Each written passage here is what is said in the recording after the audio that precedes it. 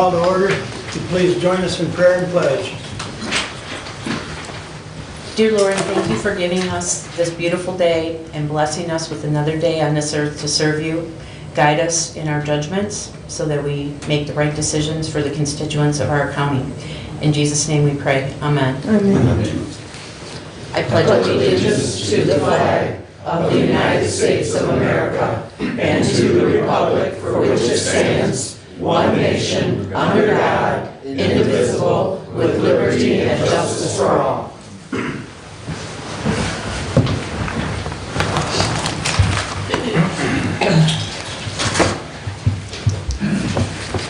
We have several items to take care of today, so if you would, on the first public comment, we'd like you to only comment on the agenda, and on the second public comment, we'll open it up to anything you'd like to talk about. So with that said, the first public comment is now open if you have comments on the agenda items. So you want us to just Address agenda items at this time, if you would, Bob. The second one we'll address. We've got some standing orders and some other business we need to get to. So we're just copycatting Hillsdale City Council. Okay, thank you. Thank you for your patience on that. With that said, I'll entertain a motion to approve the consent agenda. So moved. I second that. Any additions or corrections? I move to have 2021 moved out so we can discuss it. Do you like that under your report? Under your report? That's fine, I don't care where you put it. Okay. Any other changes? Hearing none, all those in favor of the consent agenda as amended signify by saying aye. Aye. Okay, the correspondence is listed. Any comments on correspondence at this time? Bruce? On the Wright Waldron Fire and Ambulance Association, they turned in their fourth quarter report. Have they turned in, did they turn in their proof of insurance? Yep. They did? Yep. No, Okay. we don't have the workman's comp yet, though, do we? No, we have the liability. They got the liability insurance? And I So- don't have a signed contract either. Right, I'm Okay. aware. Okay. You don't? So we're working on that. It's Okay. not, So they'd be Dennis the only is- ones that haven't gotten their check yes, yet. I was gonna speak about that during my report. Are you going to schedule to do that today at some point? No. The contract sign? No, I think Dennis is unavailable, that's, that's Okay. hard to get he- hold of. he's hard to, so I Sure, have to I schedule a understand. different day. Right. Okay, anything else on correspondence at this time? Okay.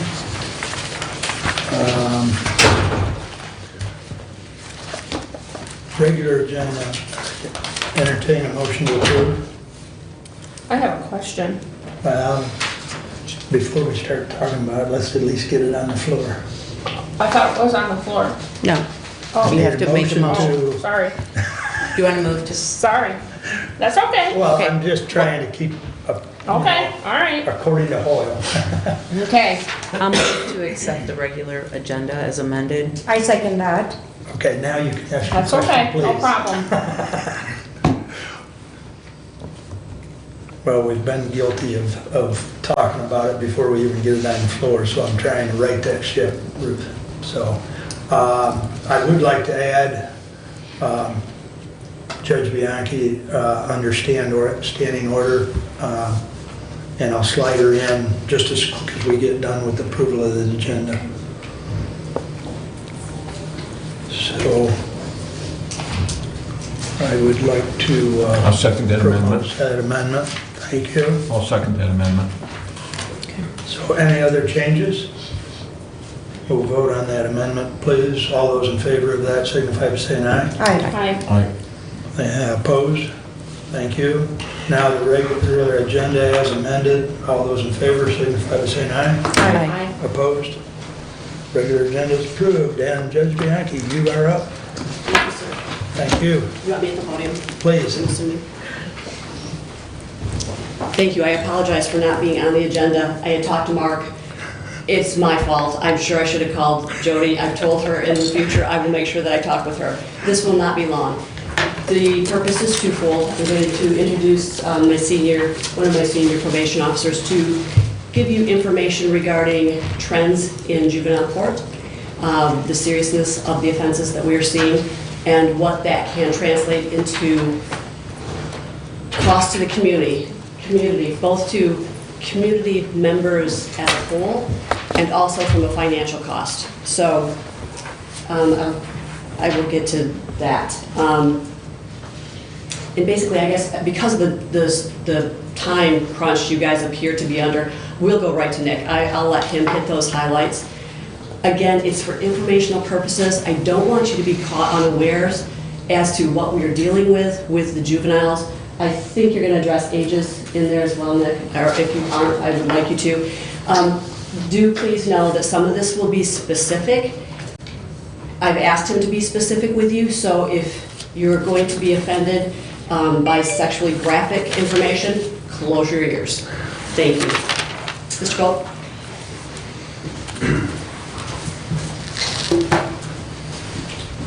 Thank you, Judge. My name is Nicholas Pope. I've worked in this field with, I guess, dangerous offenders for nearly 20 years, nearly half my life. Usually, I carry a caseload of half intensive cases and half regular cases. Intensive being not necessarily more dangerous, but more time intensive. Those two things going hand in hand typically. I've noticed a trend, like the judge was saying, of more and more juvenile sex offenders. And when I say the word sex offender, I don't mean a boy who got handsy with a girl on a date. That is a sex offense. That is typically a 4th degree offense or assault and battery. That's not what I'm talking about. Those kind of cases I deal with, usually we put treatment in place. They stay in the home. We get that taken care of, and they're usually, the chance of them repeat offending is very low. I'm talking about 1st and 2nd degree criminal sexual conduct with juveniles. Like I said, I usually carry a caseload of 1, 2, or 3 of those. Typically, those kinds of kids are not viable for community interventions, which means they require to be lodged, incarcerated, while they're receiving their treatment. Now I have right now 8 of those, and two more waiting the wings, which will eventually be on my caseload as well. So I'm just going to give you 3 examples. Obviously, I'm not going to use names, but I'm going to give you quick, specific things about their offenses just to show you the seriousness of it. And it's any normal person who hears this is going to be taken aback and offended. It's just the way it is. I have a child who, adopted child who would steal. His mother passed away. His stepmother passed away in a car accident, and he would steal her wedding dress from a storage area, put it on, masturbate while he sexually offended his siblings. I have another child who would ejaculate into a cup and make a 3-year-old drink it. He was 15. I have another child who we're counting how many children he's offended upon. He's 15. So far, we're at 18 victims under the age of 10. These are not people or kids that you would look at as a normal kid, like I said before, on a date that would get handsy. That's not what we're talking about here. The cost to treat these kids, the cost to keep them contained is extremely high.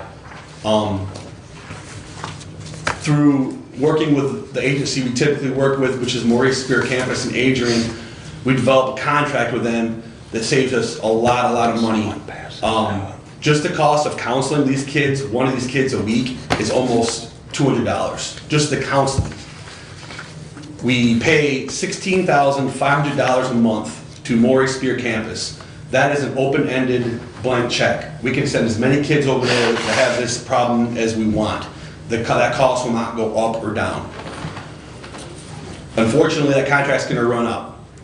I'm really good friends with those guys. We work really well together. They know they can call me and I'll automatically go and take care of things for them as well as the other probation officers. That's why that contract is the way it is.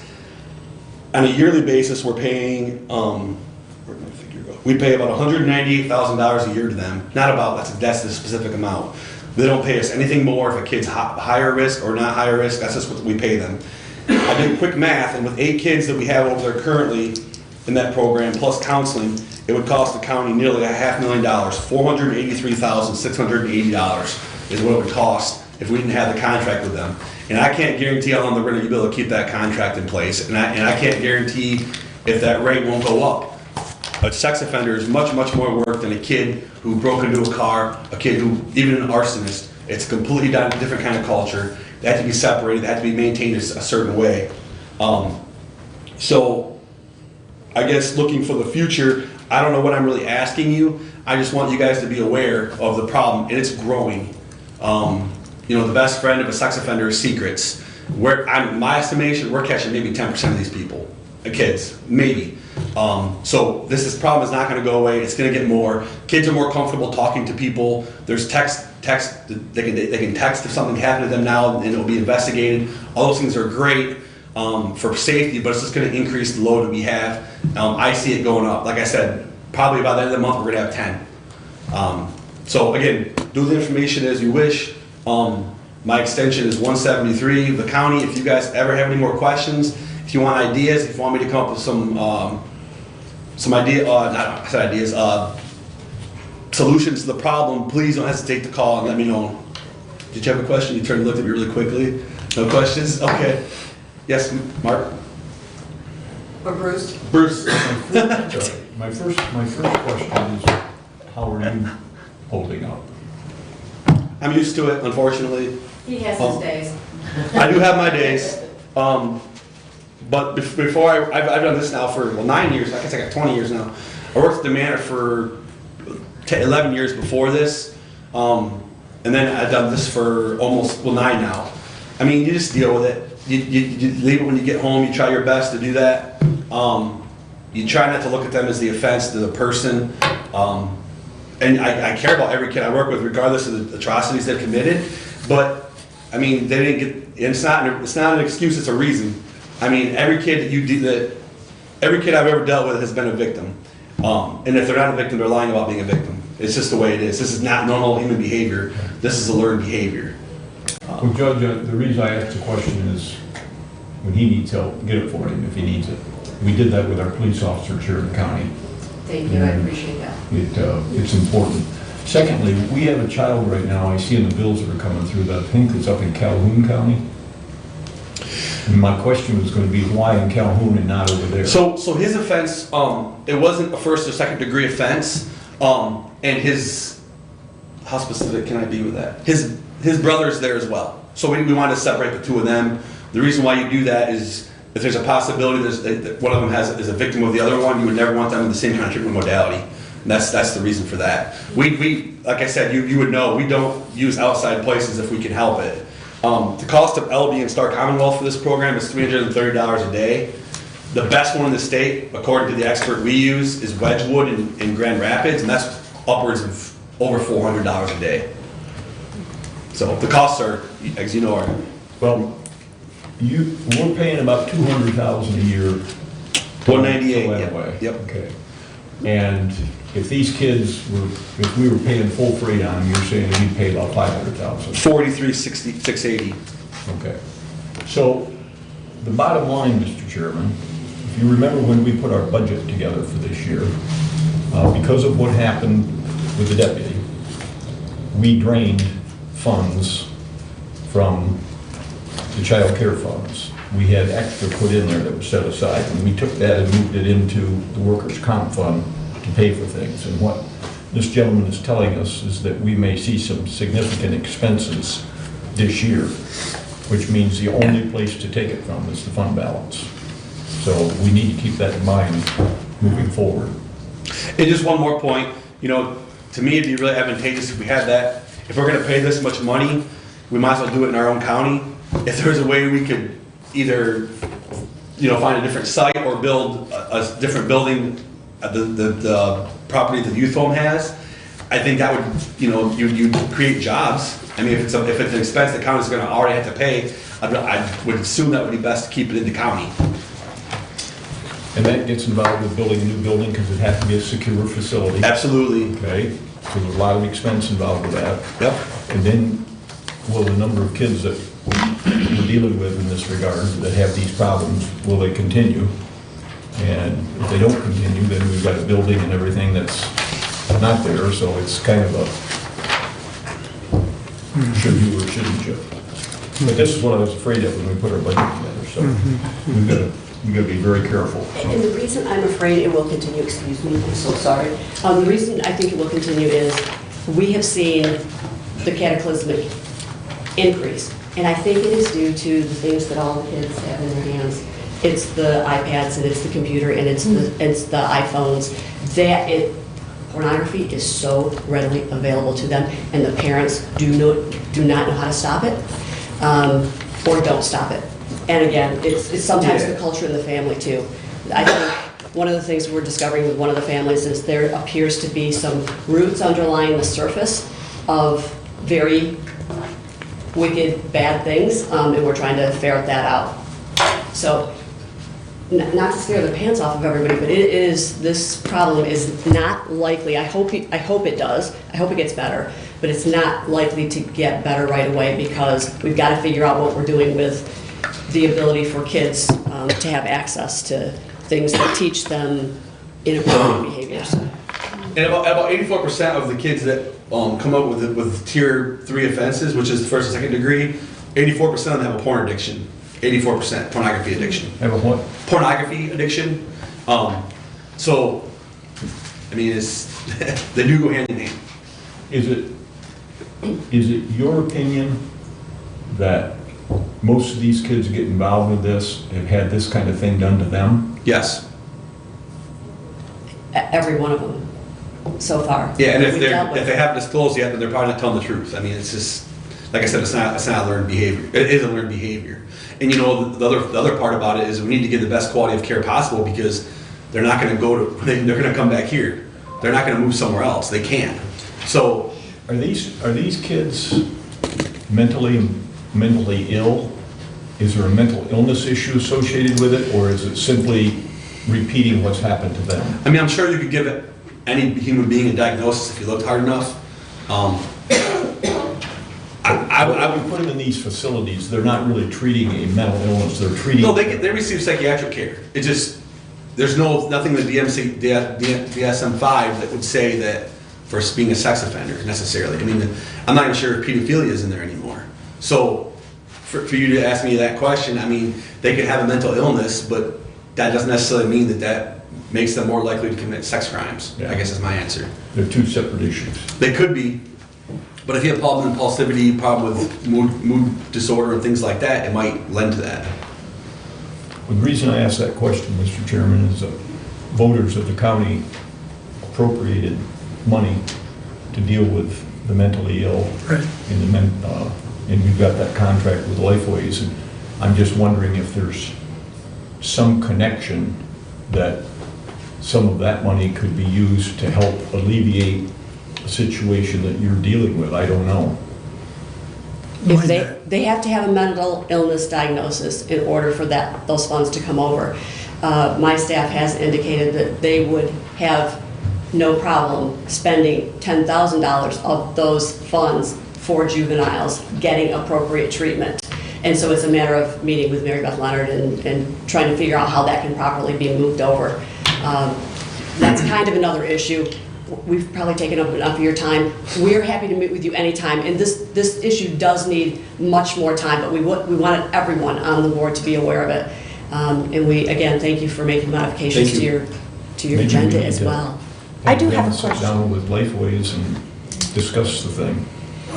We You've can do already that. had a talk with them? We can do that again. We'll sit down with, Okay. I'll have Tasha Berger and Nick both meet with Mary Beth and myself. I actually do have a comment, ahead. if I may, Mr. Chairman. Thank you, first of all, for your time. I really want to commend Honorable Judge coming here and giving us your time. And this information is educating, but also mind-boggling as to what we're going through with our juvenile system and juvenile sex offender system. So it's really hard to even figure out what our generation is going through. A couple of things that were commented, and I really want to comment you as well for coming and having the strength to talk about these things and for our taxpayers to understand what we're dealing with, especially with the juvenile sex systems. And the sex offenders. So the problem here is, like Commissioner Caswell did make a point that, you know, are these folks mentally ill? Now we're talking about children. There could be a lot of factors involved. Number one is, yes, they have to be diagnosed as mentally ill to be even go through a treatment program if they are mentally ill.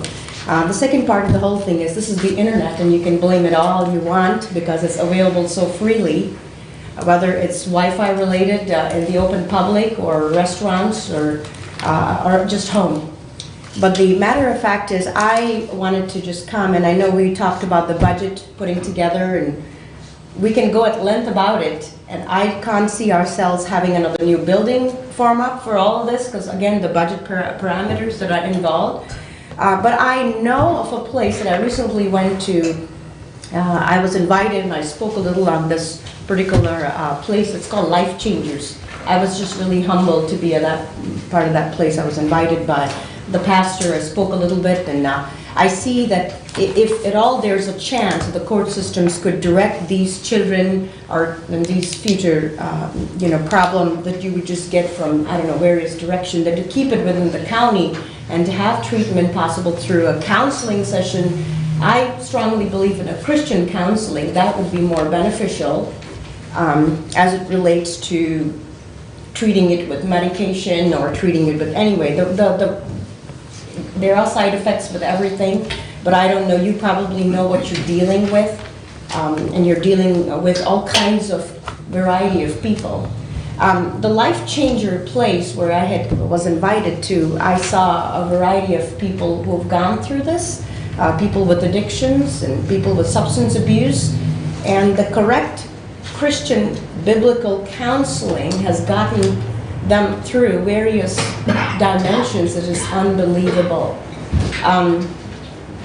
And I think if that is a consideration that you would ever give to have these juveniles come and attend those. I know this is a non-profit organization, they're not very well funded, but if we were to fund them through whatever little means that we have, I think that would be also another great way to go. I'm happy to look at that program.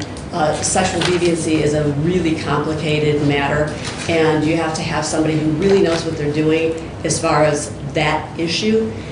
It is a specific problem to kind of try to get those kids coming forward and into health.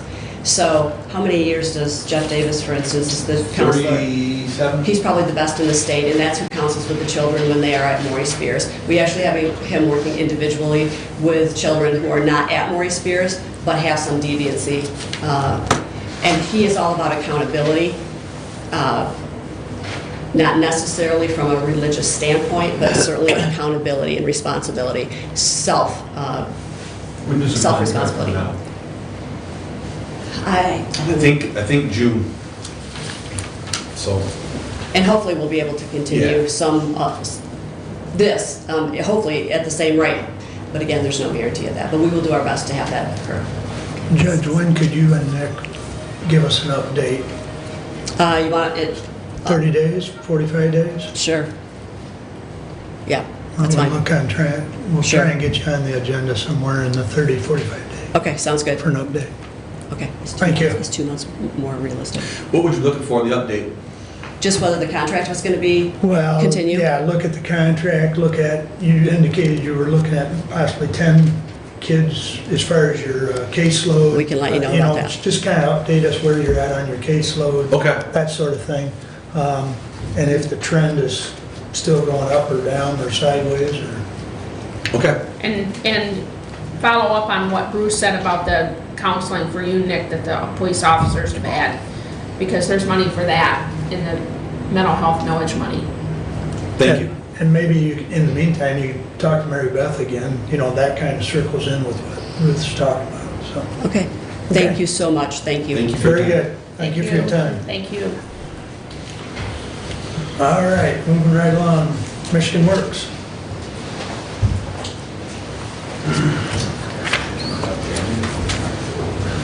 Morning, Bill. Good morning.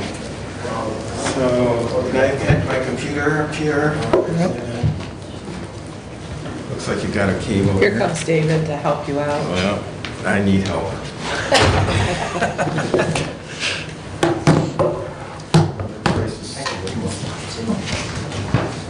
Okay, let me. Yes, other annual report as well. Well, thank you. Didn't even either. Thank you. Got an extra, huh?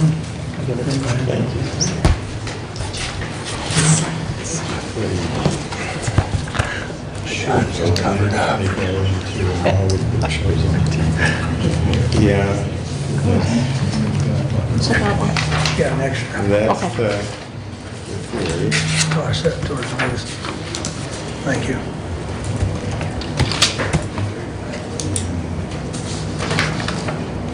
Is this? It's in startup. Thank you, Microsoft. I appreciate your time this morning. This is Janet Myers, who hopefully you all know is our service center manager, a rock star here in Hillsdale County. Actually, Cliff Adams is back here as well. Cliff is on our staff in Hillsdale. So my computer's slow this morning, but you have our printed annual report there. We'll go over some of the information there, not a lot. Perfect. So with any luck, it's going to just show up here.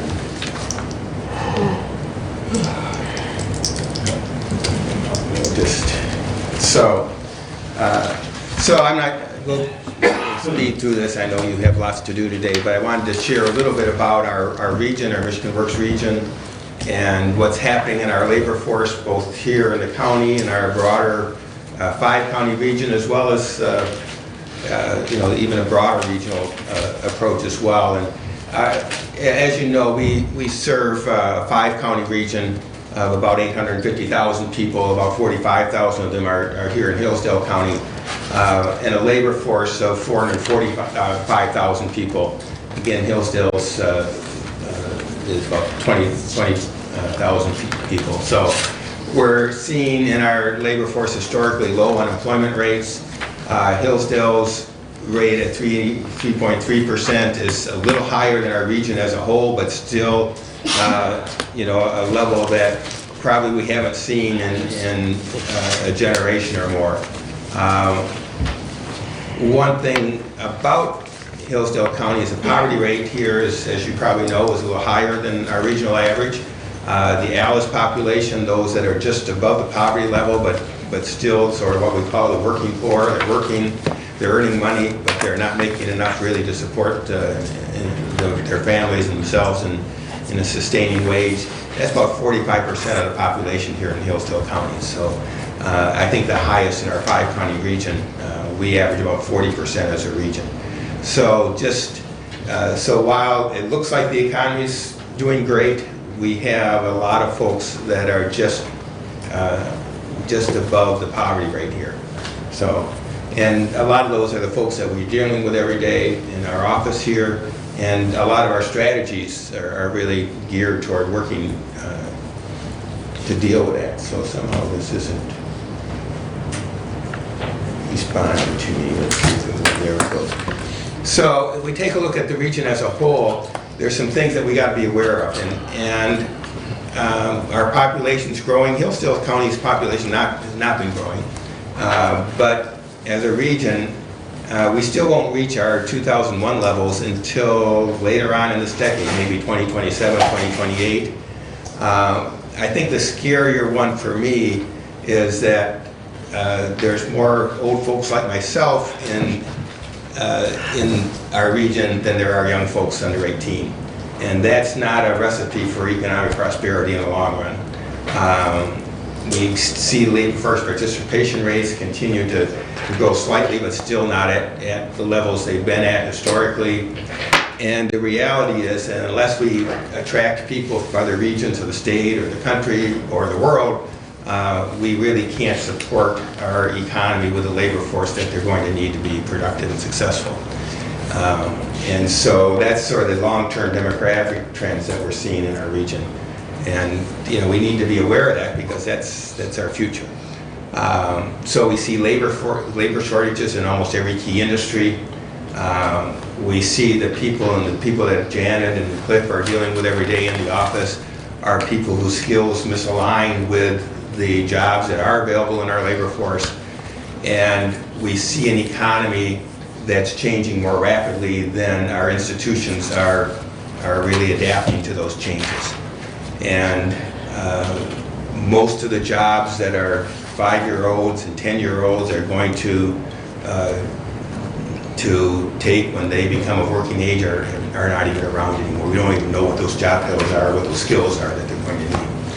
And so that's sort of the longer term trend that we're seeing in our labor force, and we need to be aware that this industry 4.0, where everything's connected to the internet, where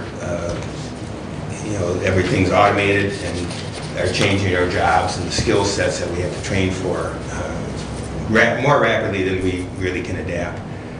So we really need to develop a culture of lifelong learning to change that. And we can't be in this sequence where you pass on from kindergarten to elementary to high school, or middle school to high school to college, and expect that that's all you're going to have to do in your life. We really need to have more of a credential-based system that's lifelong, that we're building on the skills that we've learned and changing those skills as the economy changes. I'm not really going to go through our history. You probably know all that. Most of you have lived through it as I have. But one thing I will note, that when we started this operation in 2016, we contracted with another Michigan Works agency to be our fiscal agent and our HR employer of record. And as of January 1st, we've made the transition so that the consortium is now both the employer of record and the fiscal agent. So that's resulted in us adding 2 staff, but it's also going to save us, we think, over a 4 or 5 year period, anywhere between $750,000 to $1 million. So we're making that change, and as we speak, and that's what I've been spending a lot of my time on. So if I haven't been in Hillsdale, it's because I've been trying to figure out how to do the books and get people paid. So our staffing, right now we have about 76 direct staff in approved positions. They're not all full right now, but we're working on that. We still have about 13 contract staff in our service centers, dealing with 1 or 2 of our specialized programs, and some state staff in all our service centers. I think Jan, your Michigan Rehabilitation Services is moving into your center fairly soon, right? I don't know at what time, because they haven't got back with me, but yes, they'll be going into Preston. And so we're using our facilities more as a one-stop center, where we're bringing some of the state resources in as well. So most of our staff are really direct service staff. They work either with the job seekers or with our business community. But you see that we also have a fair amount of staff and administrative support and a management team as well. I'm not going to go through our, in the interest of time, the strategic plan and our mission and all that. I will mention a little bit that over the past year we talked to our staff and really just asked them, why are you coming to work every day? What really motivates you? We have a staff that's really dedicated and motivated and fairly low turnover. And so we took their insights and their comments and turned it into our purpose statement that you see on the bottom there, and that's on the cover of your annual report, creating connections to a better future. And that's really what we see ourselves doing, both for the job seekers, the employers, the communities we serve, and even for each other. If we can't help each other and our communities grow and look toward that future, that's really why we come to work every day. So just, that's sort of been added this year. So I just wanted to highlight that a little bit as well. And I'm not going to go over the vision elements, just and you can read those in your annual report. But over the last year, we filled in our 5 county regions over 5,000 jobs, served over 2,300 businesses. We had 70,000 visits to our 5 service centers and served over 20,000, almost 21,000 people. Our audited expenditures were around $13 million. And we continue to meet all performance standards that the federal government has set up, and we have our own standards as well, and we're meeting those as well. So, and mainly those standards are just so that you know are around retention in jobs, earnings gains, and credentials earned. So So I'm going to let Janet talk about Hillsdale County. And so, Right, in Hillsdale, one of the things we do is we try to partnership with the county and states. We had another district court job fair for offenders. We partnered with the district court and with the EDP. During that time, we had Mach 1 on site so people could come in and update resumes, print off resumes. And for those of you that's not familiar with Mach 1, that's our mobile one-stop center. It's got computers, it's got internet access, so individuals can come in, they can use it to job search, create resumes, and all this type of thing. most of the time it's parked behind the sheriff building, behind our building, so you can see it We if do you have use it on occasion. During that time, we had 38 job seekers show up, and there were 9 employers involved. We also have staff going to the parole office, which Cliff Adams is one that goes to the parole office. We also have them going to the family treatment court and the drug court to be there as a information of services for them. And sometimes they make referrals to other partners as they're talking with these individuals. On the education and training side, we do have adult education housed right at our one stop. This past year, there had been 64 individuals enrolled. 9 individuals got their high school equivalency, or we used to call it GED, and then 1 high school diploma. And I did a little research this year, because Bruce added a question last year about how many people in the county do not have high school diplomas. So based on, there is a 2018 American County Survey data through the U.S. Census Bureau. Individuals 25 years of age and older were surveyed, and out of that, 11.3 actually percent of Hillsdale County did not have a high school diploma. We also have our in-school youth program. That's one of our contractors through Key Opportunities. So they work a lot with the alternative education. On the alternative education side, to help at-risk students. They also help people in our regular mainstream schools. We went into Jackson College Latart Center. They did a workshop on career success. What this is basically, as we know, people can get jobs, but sometimes retaining those jobs is a hard thing. And so it helps to give them information about how you can be successful once you enter that job. There were 39 students that took advantage of that. We've done resume preparation in the high school, work-based training with 12 employers to train their workers equal $212,700.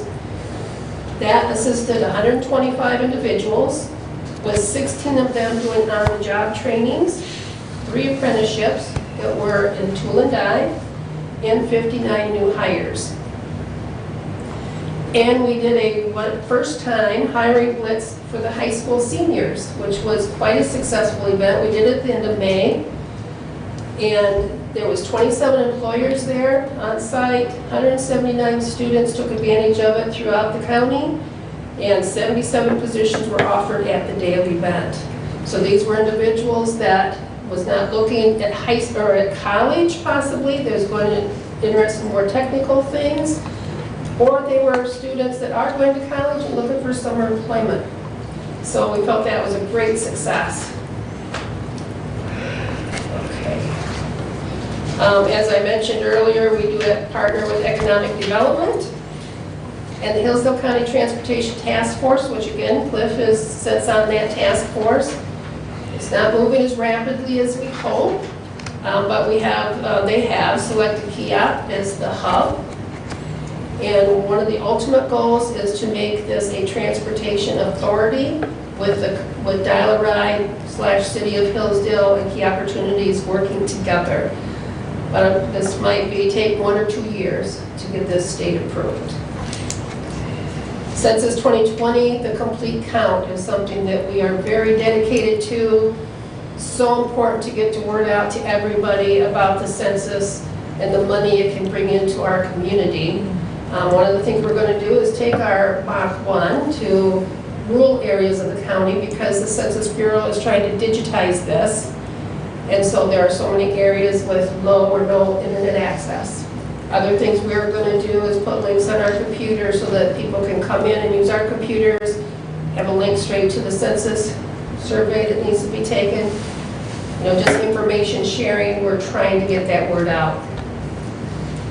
And that kind of wraps up the Hillsdale County specifics. So, any questions about that before I move on to some of the previews of coming attractions? Okay. Okay. I have a question. You guys see everything from the top to the bottom as far as job openings and so on. What, in your opinion, is the fundamental skills that a kid should take with him when they leave high school? What's the bottom line that they need to have so that they can go on and be successful, whether in college, whether in a trade or whatever? What is the basic fundamental?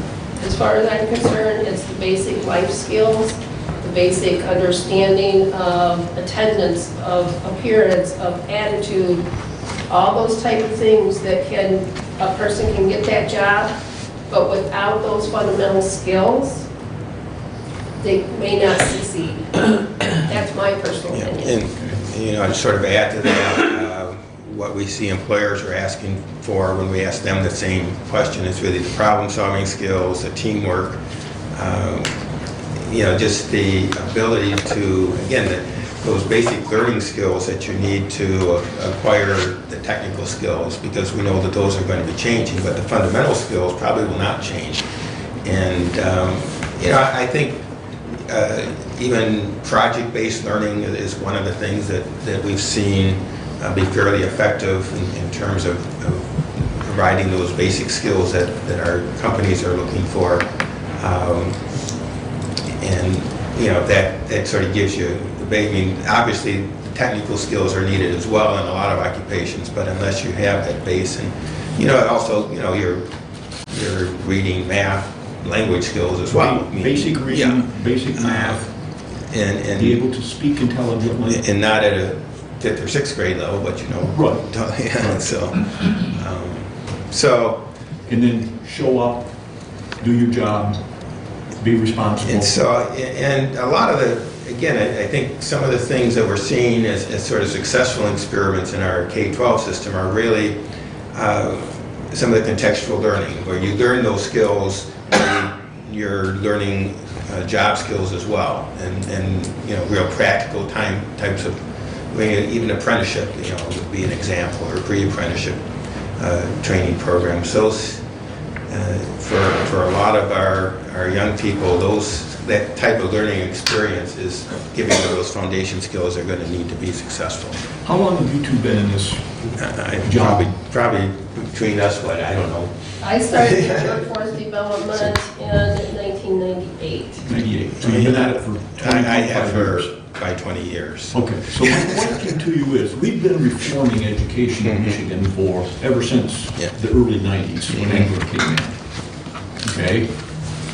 From what you see, from your standpoint, are the kids any better prepared today than they were back when you started? I won't say they aren't. I'd say when we ask employers that question, they are not terribly positive about that. They say no.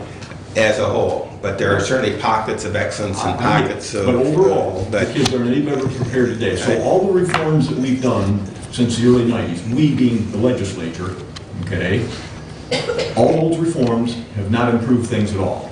And I think one of the reasons why I think you might be struggling in that area is that we haven't really reformed schools that well. We haven't really reformed the school system, the educational system, whether it's the post-secondary, the colleges that are sort of that credit classroom seat-based time as opposed to skill-based training, or even the K-12 system where you pass through all these different stages, and you're not really, again, you're not necessarily a skills-based program, but you're more of a time-based.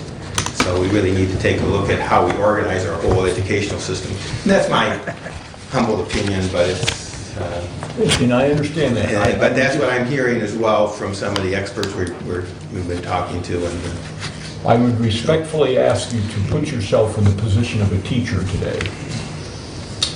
I've had the opportunity to be in and out of schools, and a teacher today in the state of Michigan If your kids do not perform well on the test, the magical test, okay, you get dumped, and you can lose your job over it. So everything has become about the test.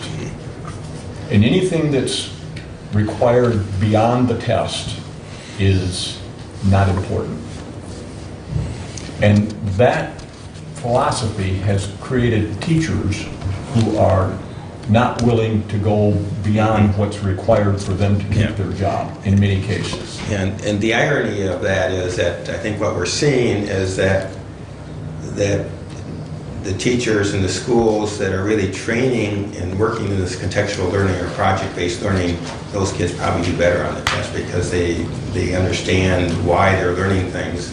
And so, I think you're probably right that focus on the test is the problem, or one of the issues, but the broader issue is that they're not solving the question, they're not asking the right question, I guess.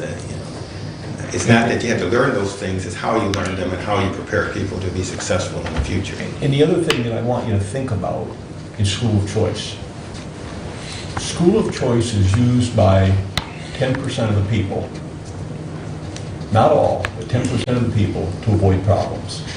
As soon as their kid gets in a problem in school A, pull them out, move to school B. As soon as they get in problems with school B, move them out, go to school C. If parents make a decision to take their child to a different school of choice, I have no problem with that. But then they should have to live with that choice for a full year. Okay? Because that teaches responsibility, not only to the kid, but to the parents. Okay? And you can't just keep running away from your problems. And what you guys see with this 10% that you're talking about, you see the result of just bouncing. As soon as things get difficult, well, we'll just leave and go somewhere else. That's not a good way to live your life. So as you talk to the big poobahs up in Lansing, there really needs to be some thought about school of choice. Once you've made your decision, you have to live with it for at least a year. You can't use it again the same year. Just a thought. Yeah.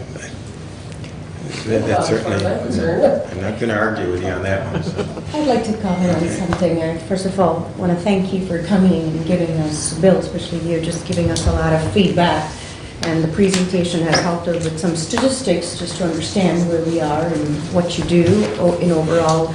I concur with Commissioner Caswell, but I'd like to comment on this. I think the basic education still comes from the home.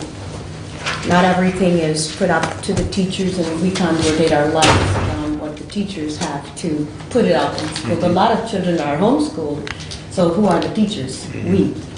So as it relates to education, I believe the basic education still comes from home.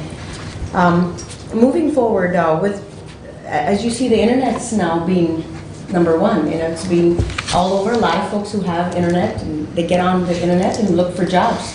So there's some pros and cons there. But as it relates to statistics, I just wanted to ask of you one more time. Did you mention the GAD or people in Hillsdale County overall? Was it like 11% who did not have the GED? Is that correct? Based on the 2018 statistics that the U.S. Census Bureau ran, yeah. I see, all right.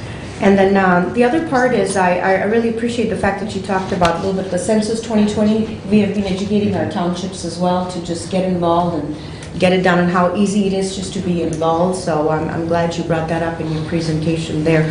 The other question is, as it relates to Youth Expo, how far do you go? Do you go visit the schools? Do you meet with the school systems, public schools, charter schools? Do you kind of go into that forum as well as it relates to Youth Expo? Because I meant to see that on your 2020 presentation. Yeah, and I talked a little bit about that, but Janet, certainly her staff, if you want to tell what your staff does for the schools a little bit. Well, and that I did mention already as far as what we do with working with the schools, as far as work-related job search type information to them. As we have coming up, well, some youth program we have up here also, which is another thing we do with the youth. So one of the things that we're doing in April is a program called My Career Quest. We're bringing this, we're going to do it at the Center for Science and Industry in Hudson, so it's right on the Lenawee, Hillsdale County border. And we will probably have about 80 exhibits there where employers and schools are actually demonstrating occupations as very hands-on kinds of experience. My career quest has been done for 5 or 6 years in the state. Started in West Michigan in the Grand Rapids area. There's now, I think, 7 or 8 across the state, so we're bringing that to this region this spring. So I encourage any of you to visit it. We'll have on our website, we'll have a VIP registration if you want to come down and see what's going on that day. This is in Hudson in downtown? It's in the Center for Science and Industry. It's Yeah, just out of, I know, I'm very well aware. just yes. outside of the downtown area in 34. Do you know what the date is and the time? April 23rd, is that okay? Thank you. It's And the public's invited? You are certainly invited, but you need to register. Register online, what's the link? So, mwse.org, and you'll see the link to our My Career Quest there. And in the My Career Quest, basically this will be for 9th graders throughout our region to get them exposed, like Bill said, to occupations. Not every student, whether we want to believe it or not, is not college material. Some just like working with their hands. Right. Some like to be focused on the technical. Yeah, the skill, right, exactly. And that doesn't preclude college either, because a lot of those Right. occupations will require that as well. That's right. But it gives them an opportunity to do some hands-on, seeing what all these different occupations might be. For instance, in agriculture, in advanced manufacturing, in healthcare. Machinery and stuff. So I'll put a couple plugs in. So we're still looking for exhibitors, and in other My Career Quests, we have had the counties and cities partner with us on exhibitors for some of the occupation that you have. So we've always had an ambulance in there. We've had sheriff's cars, and demonstrating the IT that's in those vehicles is just even buses we've had. Those are all run by computers now too. Right. So if you're interested, or some of your departments might be interested in exhibiting occupations, and again, they have to be hands-on. We need exhibitors that are engaged and can engage with the 9th graders. Just again, go to the website. There's documentation there and forms you can fill out, and the contact person there.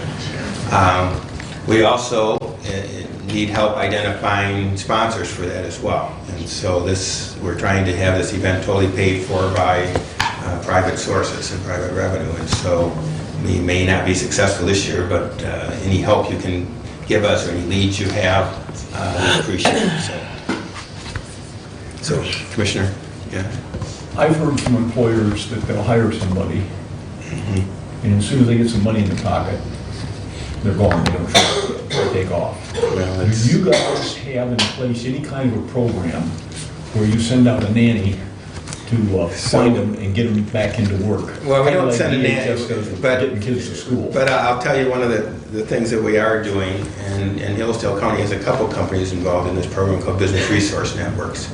And we do have what we call a success coach that visits these businesses and helps the folks with whatever issues they may be having, either in their personal lives that may prevent them from being successful on the job, or even in their work life. So we'll give them, if they can't pay for a gas or even auto repair, we'll help them with an auto repair or rent or other kinds of things. Help them with things like that. And that, again, is paid for. The companies invest and pay the cost of the success coach.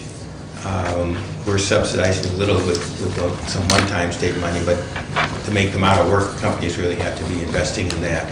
Is it And then where the companies that have joined those networks love it. Their employees, we're seeing, I think, retention rates for the folks that have taken advantage of that, they're still with the company for the most part. So we're just gathering, it's about a year old now that we've been doing this, so we're gathering the data. But that's one of the kinds of things that we're doing to help what we call the Atlas population, those working poor. And any employee can take advantage of it, but what we're seeing are the folks that are struggling that are taking advantage of it. So I think we have 2 companies in Hillsdale. We have about 20 or so in our 5-county region that are in those networks. So that's one of the things. It's not, I wouldn't call it a nanny, but we call it a success coach, maybe a more positive spin on that. So. And if I could just add to that, our success coach sometimes it's not even a monetary thing that the success coach does to help them. There was an individual who was struggling on the job, and it was from something going on in his life with his mother. And after talking to the success coach, she was able to make referrals for this individual, for the mother, to resolve the issues. And it made a world of difference. Once that was resolved, then his workplace. Got better. And the other thing that we do with that as well is that sometimes when there's retention issues, there is really issues with the management of the company and how they really run their operations. So we do provide some training to companies as well to help them build their own culture. So it's an environment where people want to stay. You mean when there's a divorce, there's always two sides? Usually. So a couple other things we're doing. We are getting some funding from the state to do a summer youth program this year, so we'll have a small summer youth program here as well. You do a job club here, right? In Hillsdale County? Job clubs as far as various workshops. Yeah, workshops, the way workshops. So the other just sort of statewide trend that we're looking at Medicaid work requirements. As you know, there's now a requirement that anyone on Healthy Michigan that's between 18 and I think 50 or something has to either be working or doing job search activities. So we're working with the state on that program as well to make sure that people can comply and don't miss their benefits. So those are some of the things that we're seeing as trends this year. And I certainly want to thank Commissioners Brown and Games for their service on the consortium board. They faithfully come to the meetings and keep us going and keep the dollars flowing to the folks here in Hillsdale County. So I want to thank them for their time. So that's about it. Again, we'll be We glad also to answer. address this resolution right now. Yes. Do you want me to explain the resolution? Before you leave, they're also here to ask us about approving a resolution for a Hopefully name this change. is one of the least controversial things you'll end up doing. But our lawyers tell us that to have any change to the PA7 Interurban Cooperation Act agreement requires the approval of all 5 of the county boards of commissioners, plus the governor and plus the attorney general.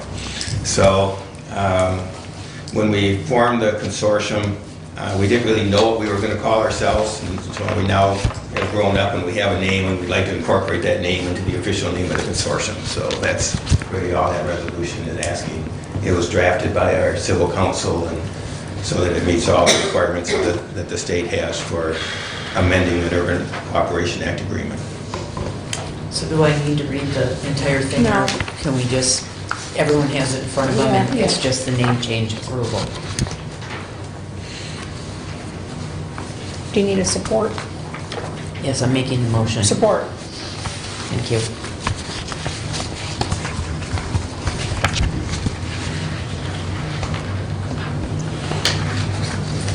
Any comments?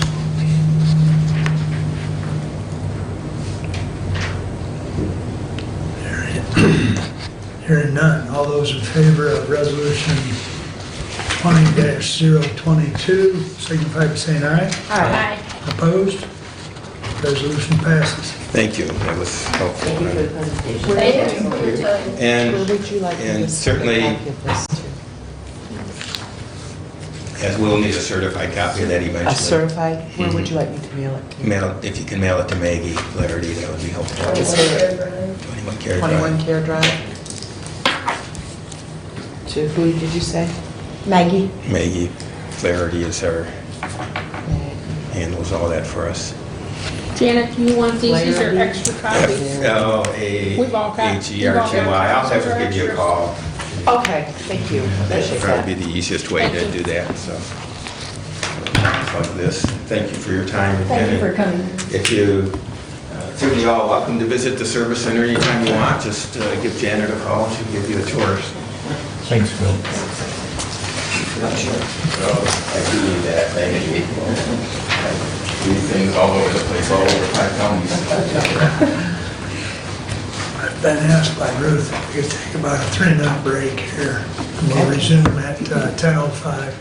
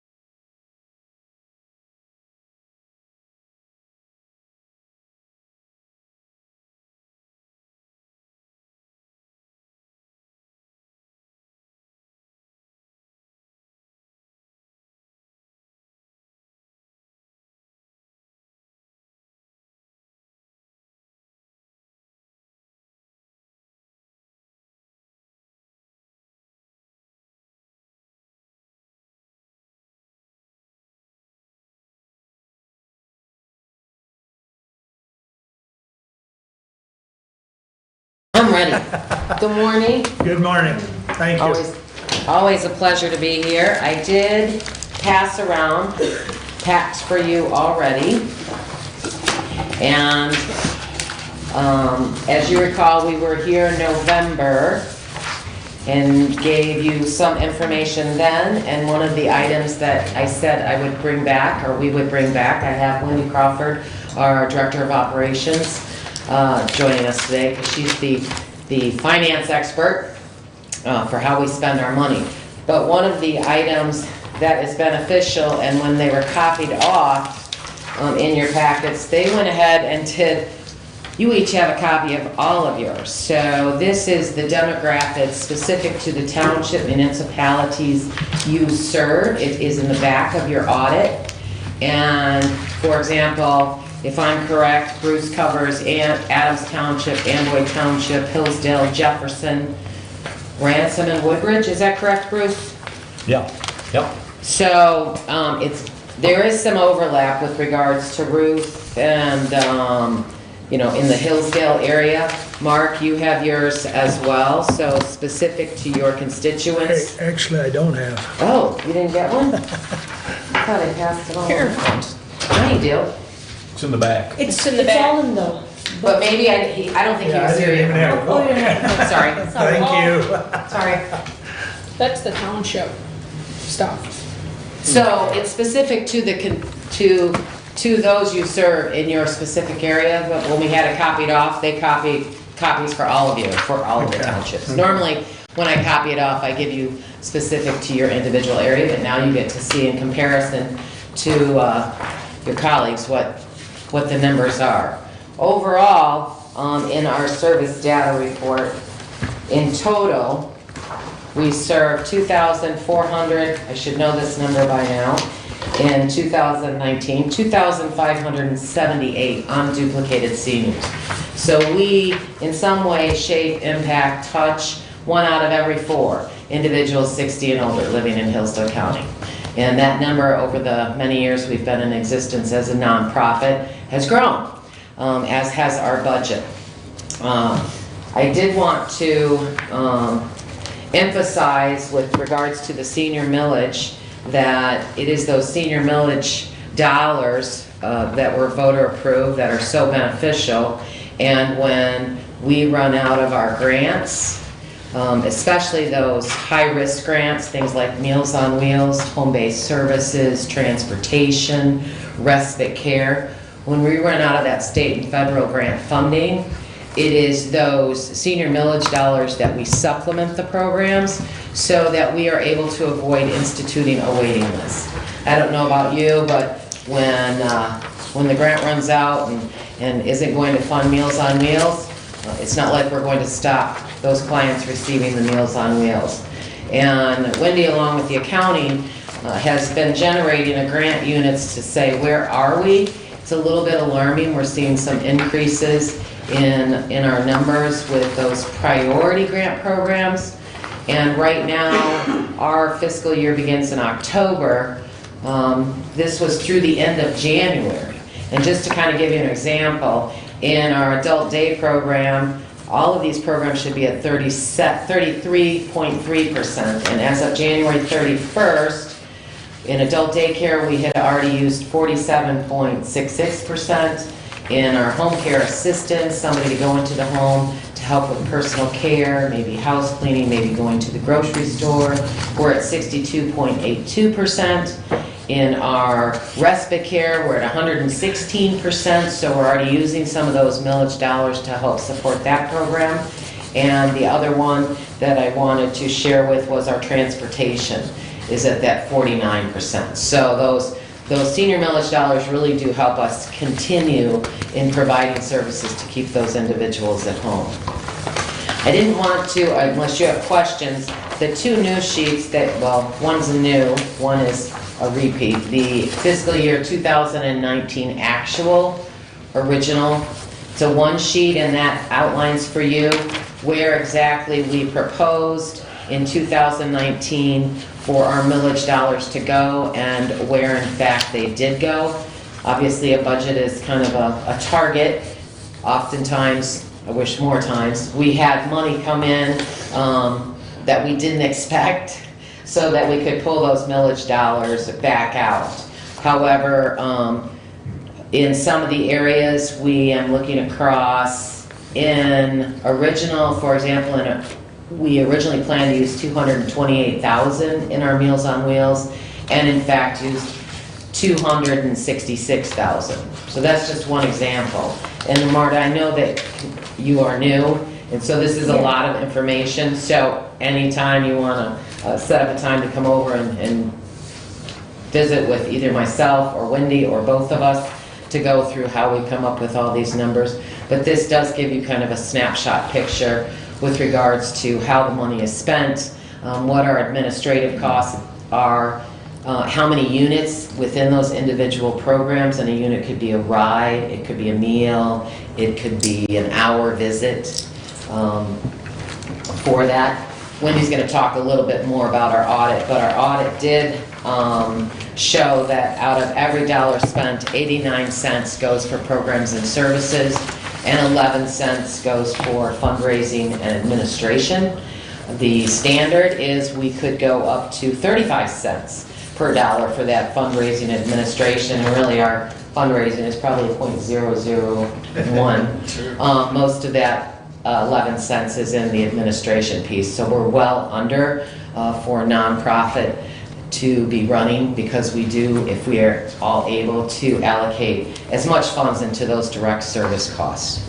The other piece that you have then is a comparison sheet that shows from fiscal year 2020, this is our comparison, how we changed our fiscal year 2020 numbers for this budget against 2019 and what that change was. We had, program, we always do a kind of an analysis, and we estimate, because our grant programs by Older American Act funding do not require a donation. We wish.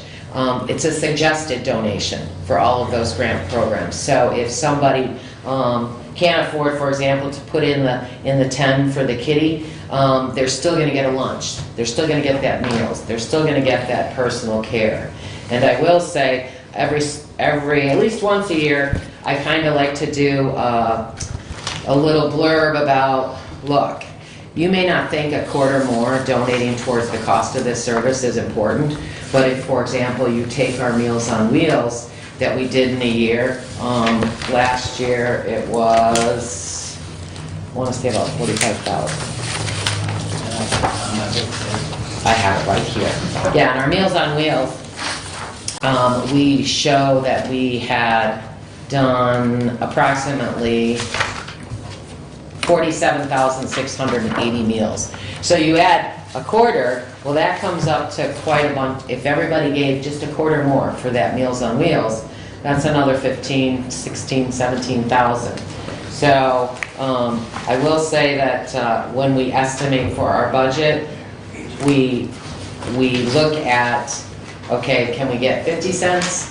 And in the donations for last year, our donation rate, I think it was a quarter. Donation, let's see. Find that. 380. Average donation, for example, an average donation for our grant and our adult daycare was 13 cents an hour. In our Meals on Wheels, it was 21 cents. Surprisingly, I was pleased with our congregate because we went up from $1.91 last year to $1.92 in our donation. So it was a penny, but it was an increase, so we were happy about that. Overall, though, we've been doing quite well. Our respite continues to grow, our overnight respite, and as more people learn about that, our adult daycare in fiscal year 19 went up to 6 days a week to accommodate a client whose wife was still working. He had been diagnosed with early onset dementia, so it has allowed her to keep working while her husband progresses through early onset dementia. And if you're not familiar with that, it's a very devastating. Out of all the dementia diagnosis, it progresses quickly, and it's impacting individuals at a younger age. So we like to be able to keep that individual in the home as long as possible. We realize that there are times that maybe they need to look at the skilled facility, but in the interim, our hope is that that's our mission, to keep people at home. They're happier, it costs less, and we're all the better for it as a community, because if they're able to stay in their home, they are still contributing back into this local economy. So I'm not going to, I know that your schedule is full this morning, and just going to let Wendy touch on some of the audit. We had our audit presented, CHBW, completed our audit and presented at our January meeting. So Mr. Beischer was there to answer questions and kind of go through this wonderful little book. Wendy. So before I do the audit really quickly, I did want to make one point about the budget that we gave you. I see that the second page didn't copy on the back, but at the bottom, I wanted to show you how we got back to having the bond payments. We're budgeting a net income of about $10,274. Add back depreciation, And then we have, we had a 3-year pledge from the bank to purchase a new vehicle. We put out the money immediately, but they're going to give us the pledges as we go through the 3 years. And so that pledge will come in. And then we had excess cash from fiscal year 19. If you add all that up, it comes up to $280,000, which is what our bond payments will be for this fiscal year. So just wanted to assure you that we are covered. Okay, I don't know what you want me to talk about the audit. The audit was good. We had no problems.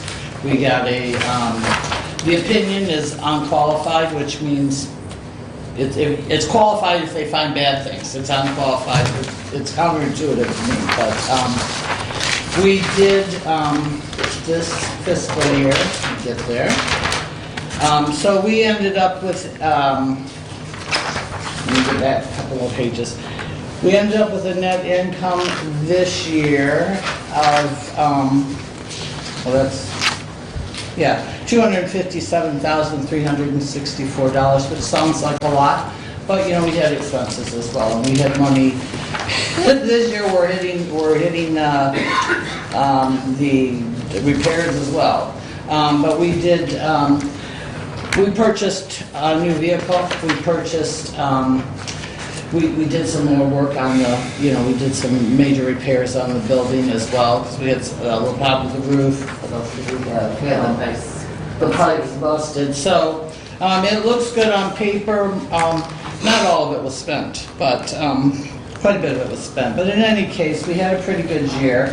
Last year we had that big bequest. So we were obviously down this year, but we came in with a net income of $257,000. We ended up the year with our net assets.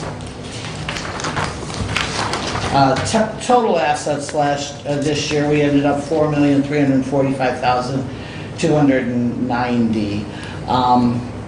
Our current ratio at the end of the fiscal year was 1.94. So again, the current ratio is so 1.94 says that we have $1.94 in current assets to cover every dollar in current liability. So that's saying we're in a pretty good cash position. We have enough cash to cover our operating expenses. Last year, our current ratio at this time was 1.73, so we're even better off with cash this year. Our debt to equity last year was 0.93, so that means what that means is for every dollar of debt, we had for every dollar in equity, we had 93 cents in debt last year. This year, we're at 0.73, so even better. So we have, for every dollar in equity, we have 73 cents in debt. So as those bond payments go down, we'll see that continue to go down as well. So I don't know what else you want to know about the audit. As Terry mentioned, our split this year between the direct program and G&A was 89 cents and 11 cents, which is pretty good. Actually, very good. If you look on page, 5, this will give you a little bit of idea of the functional expenses. They're funky pages, yeah. So it's like sideways. Our community connections programs, we spent $120,548. So community connection programs are just outreach, information assistance, the math assistance, missing one, kinship care. So community connections, home-based programs, these are the ones that are really our core programs. There are home care, personal care, in-home respite care, Meals on Wheels, and volunteer transportation. And those are our biggest programs, and as you can see, that was the biggest cost center there, $1,138,469. Our life enrichment program, it consists of our adult day care program, or a day respite, sorry, trying to change that. Adult day respite, our congregate lunch program, as well as our disease prevention, our fitness center, and our lifelong learning.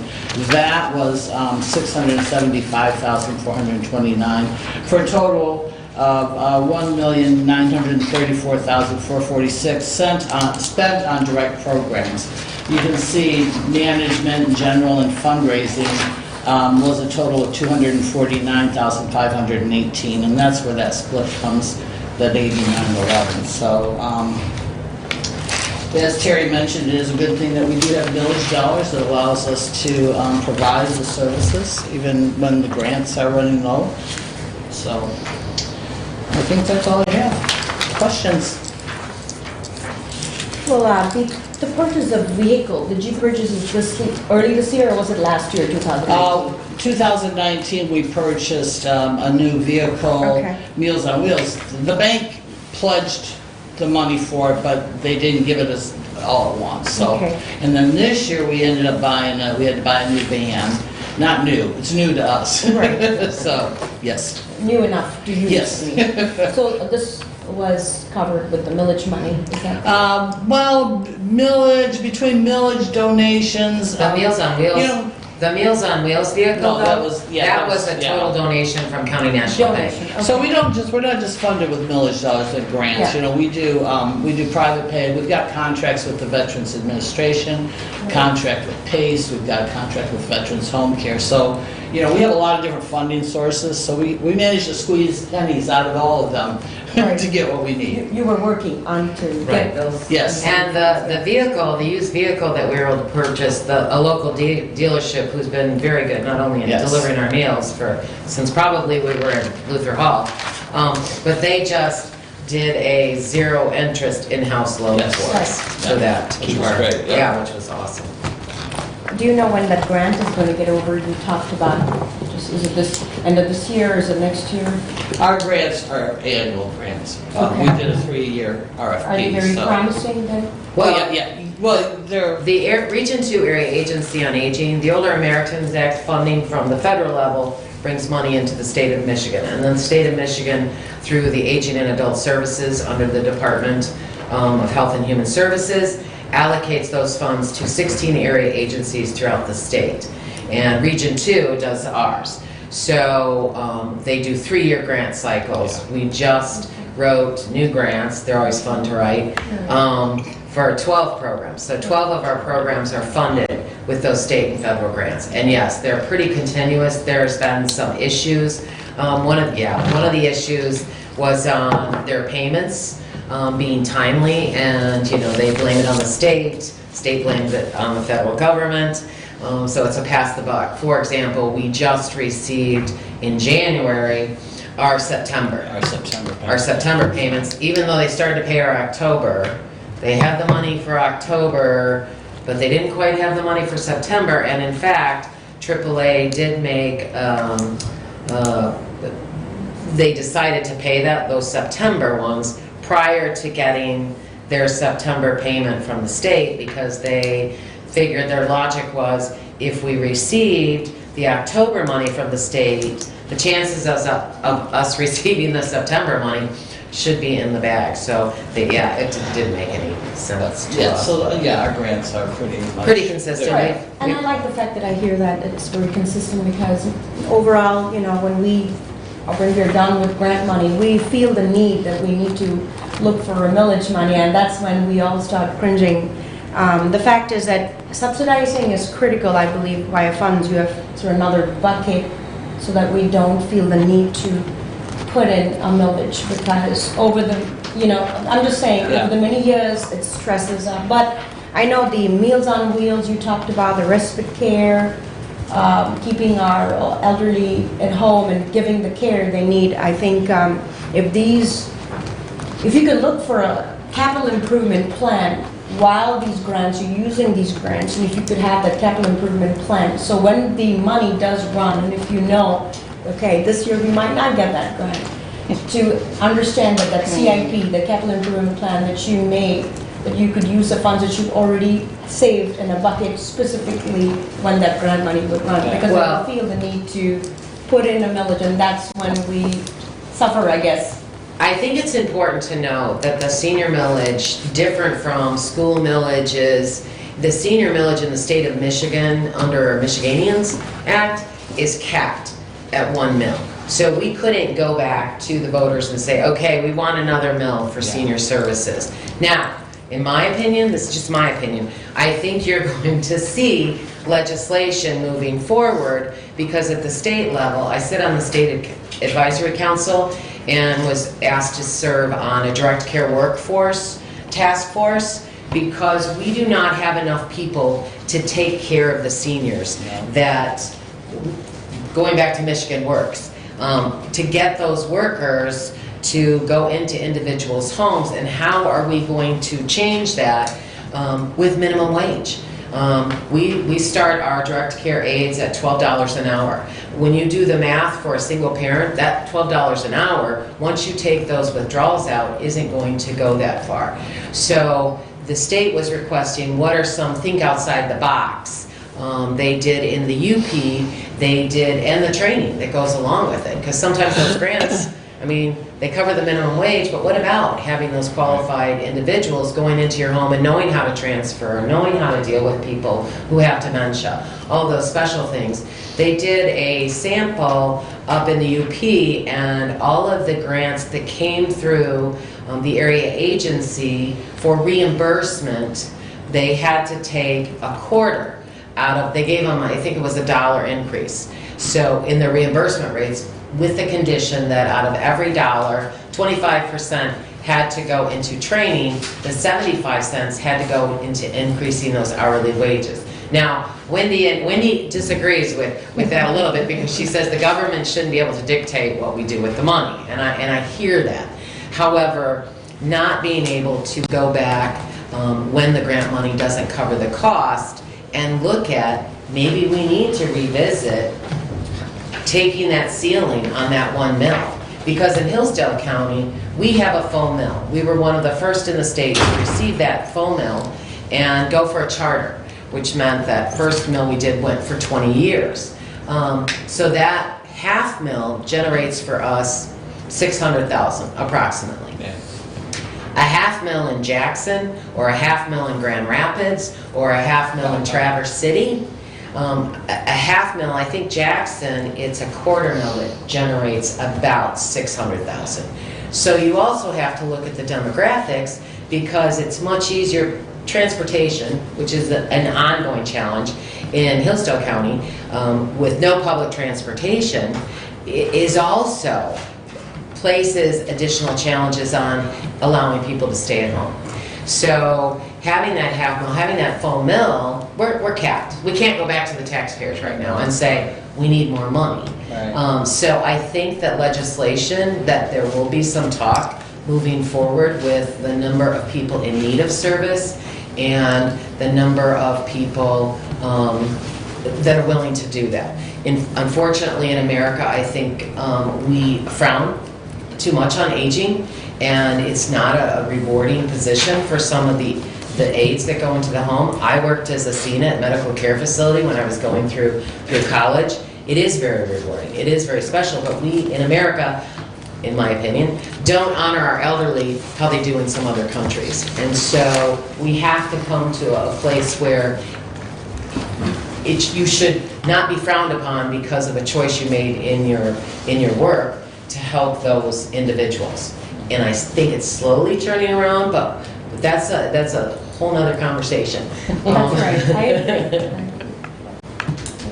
On your page 12, you talked about your long-term debt, which is really the main focus of the county's interest in your finances.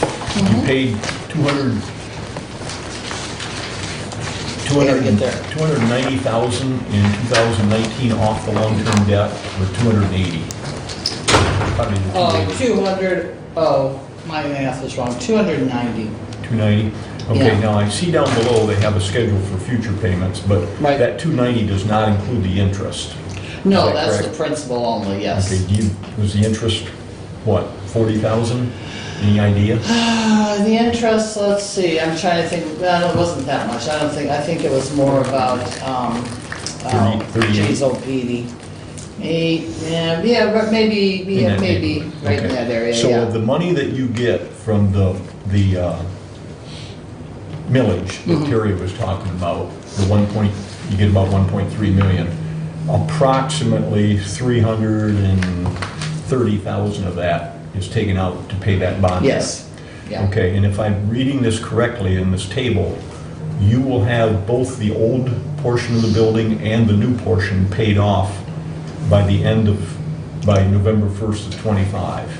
2025, yes. Okay, so at that point in time, that money that you've had to pay over here can now be used for services. Can be used for services. or- Wage, when services could Yeah. count wages. Yeah. We had, It'll be free, but it'll be freed up from the bond debt, so it'll be basically a 20, for you guys, in terms of services for our seniors, it's about a 25% increase in the money you have available to put towards those services. Right. Okay, all right.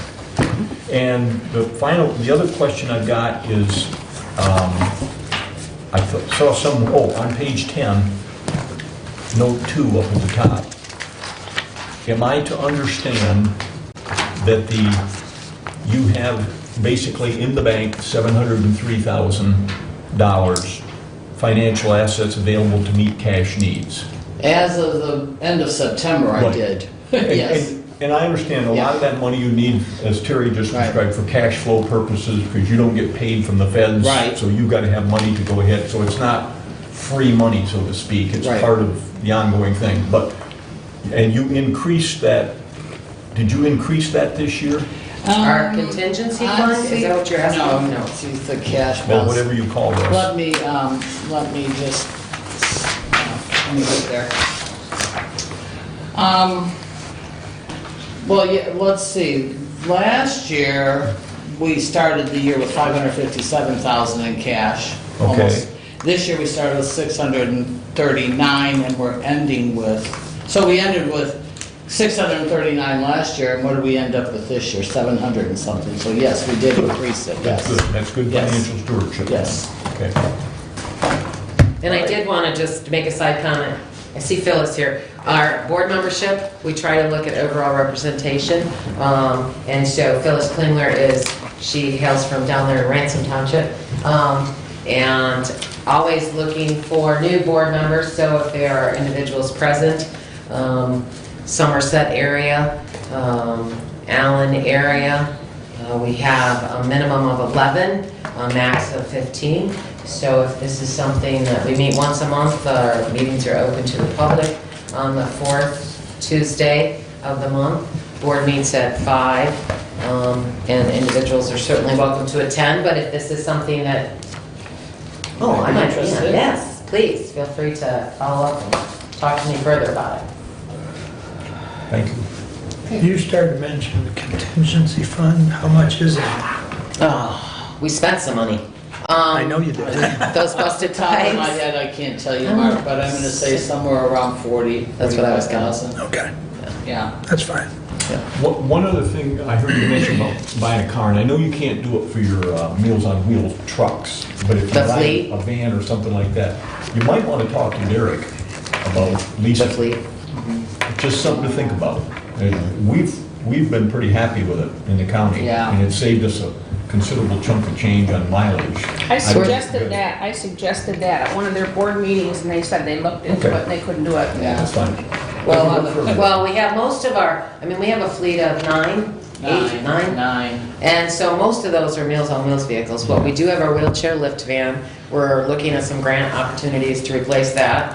And then we have a little Aveo and a Jeep that was donated, a Jeep that was donated, and then the van that we just purchased that is used for both our adult day program and our Meals on Wheels program. So, but thanks for that. And really quick, the page 10, you talked about the cash, this is $639,321 that you increased it to meet your needs. For the general expenditure was $703,842, so it seems like $64,521 just to meet cash needs. Were they supposed to be just for the wages? I'm sorry, you lost me there. Okay, the page 10. That is where we were at the end of September 30th Okay. on those cash. Are you talking about the cash Yeah, accounts right, receivable? page 10. Okay. And the financial assets, that you have increased, I'm looking at approximately $64,521 that you increased to meet for your cash needs for your expenditure, the general expenditure, which would include wages as well? Yes. Okay. Yes. Okay, just clarification. Yeah, that's everything, so Okay. wages, electricity. Admin costs, basically. Everything. Okay, Yeah. got it. Yeah. Thanks. Okay, any other questions? Thank you. Thank you. Thank you, Terry. Thank you, Wendy. Thank you.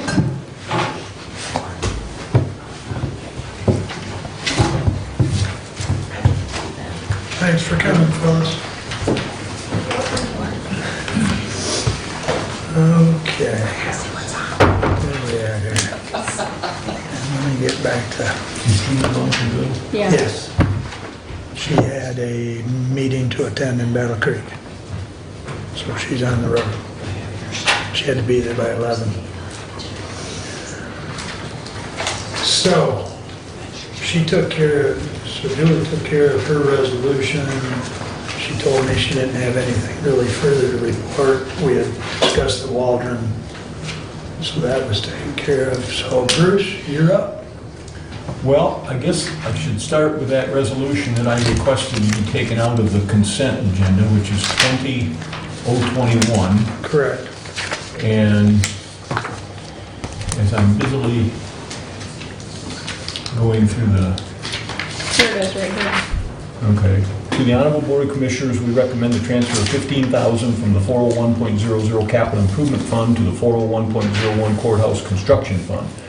This money is to be used for the construction improvements to the Hillsdale County Courthouse that are required to accommodate the new arrangement of Hillsdale County departments. Respectfully submitted, Bruce Caswell. I move for the adoption of this amendment, or this resolution, excuse me. Support. Okay, my question is, I think, and I may be wrong here, Derek's not up here, is he? No. I think before when we transferred some money, that we got it, if Derek got it through my thick skull, that we had given about $64,000 over into the courthouse improvement fund. Correct. And originally, when we started off, I think we said, we estimated it was gonna cost about 70 to Correct. do the whole kit and caboodle, right? Okay, so this 15 gets us the 6 to get us up to 70, and now we're 9,000 more. Correct. Okay, now in the capital improvements fund, do we know how much is left in there? Because that was the fund that a couple years ago, we had all this soil erosion money that was in the pot, and we found out it was legal to move it, and we moved it over and we put the whole thing into the capital improvements fund.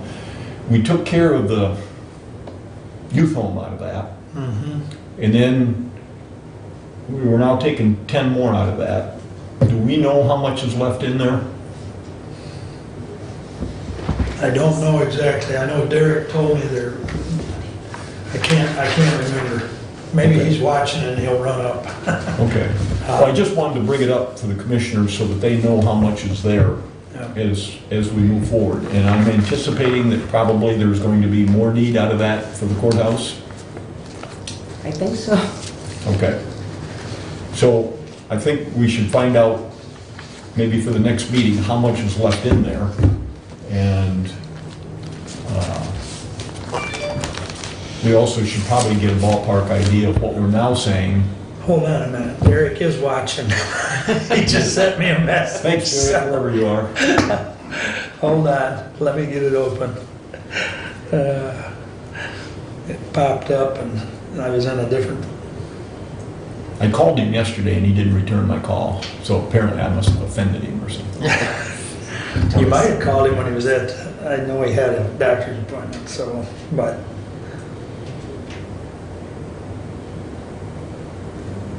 Where'd it go?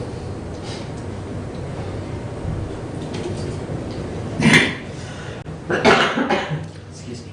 I think when I saw it pop up, I think he said 50,000, but I can't. 50 is Yes, left in I it? think that's what it showed when it popped up. So, my question is, basically, and I know nobody can hold it, but pretty much that whole 50 is going to be probably taken up and finishing up things over the courthouse. Is that reasonable? Because last time I remember that it was brought up that they were doing a lot of work as it relates to the wiring and stuff, and then they found out some more IT related stuff, so. Yeah. Do we need to budget some or all of that, like he mentioned, 50,000 is going to go towards the IT work? I would, excuse me, I would hope not. I would hope 50 is, but I would hope not either, but I've learned that hope is not a good plan. I would recommend a breakdown, if at all, that it is a breakdown to what would we need. A considerable chunk of that 50 is going to probably disappear into taking care of the courthouse. Seems like. Probably. it is potentially possible. Okay, all right. So there's not a whole lot, I don't want to plan on a whole lot being left there to look at putting towards other projects. We need to take care of that first before we get bent out of shape and run off in other directions. Okay, all right. Agreed. That's all I need to know. Thank you. And yes, it finally reloaded. It was 50,000, so that is an accurate number. Okay, There's Bruce. there's Derek. Well, we think that's Derek. That may be an email that we're seeing in front of us right now. It's a pop-up. 50,000 left in the, After the transfer, after the transfer? Yeah. Okay, all right. That's all I need to know. Thank you, Mr. Chairman. Do you think there'd be any possibility of any remainder of the money that would be left, if not all of it used? Well, we're certainly hopeful that there'll be some left in If there is, I would recommend to give it to the maintenance department and the sheriff so they can get some work in their maintenance. Just a thought. Do what?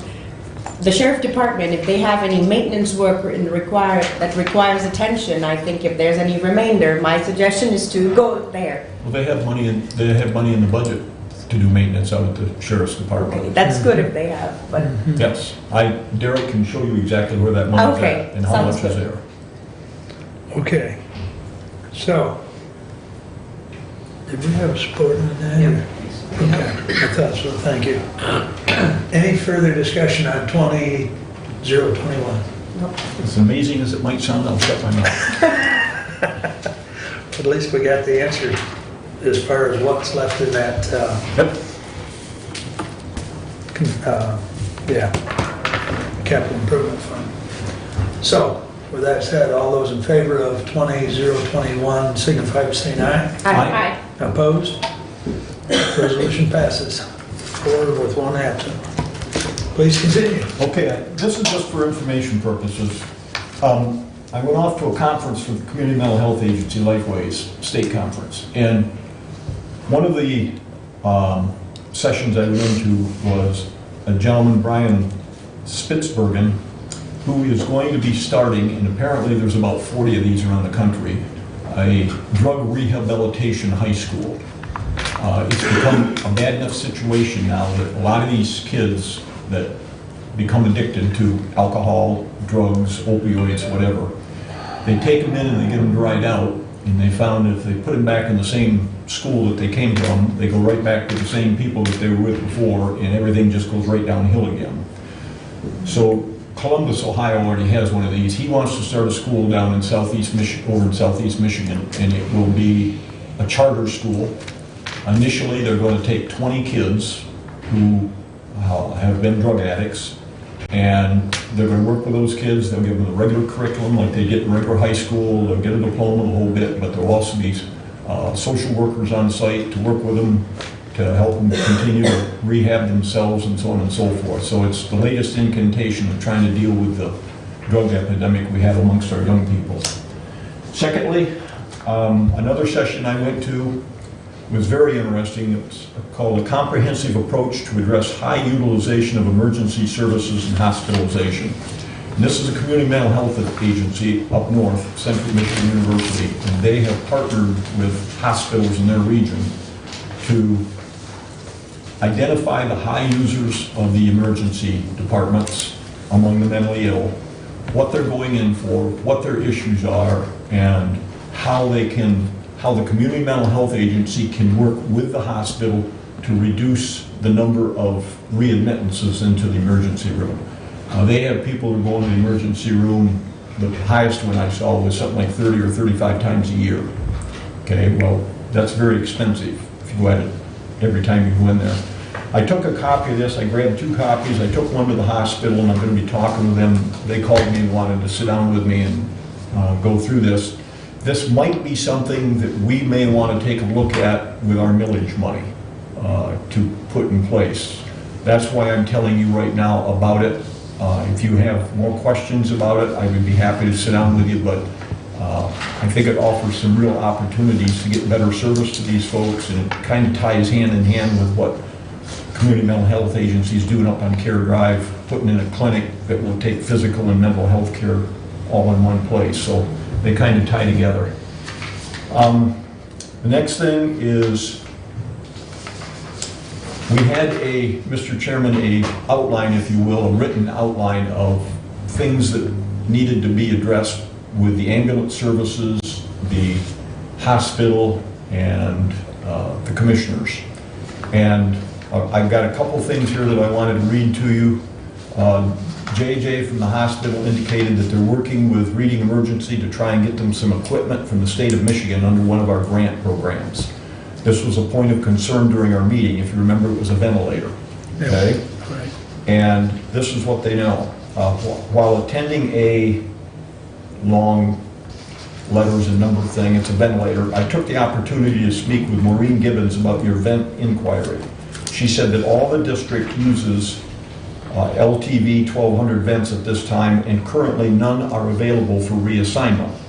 I asked if they would consider funding REU with vents, and if the funding could be for vents other than the LTV 1200. She said they will look at any funding requests, but to please provide the following: an explanation of need, how many times you need them, and for what type of transports, what vent you have in mind, and how the funding for vents would benefit the district as a whole. So the hospital's followed through, they contacted this person, this has been passed on to Reading Emergency Unit, and they're working on that. So I just wanted to report back that that portion of it we're trying to improve. Commissioner Caswell, I just have a question on that. That LTV ventilator that you talked about, is this something different than the ventilator that they already currently have? I have Is it no different idea. equipment? Okay. I have no idea.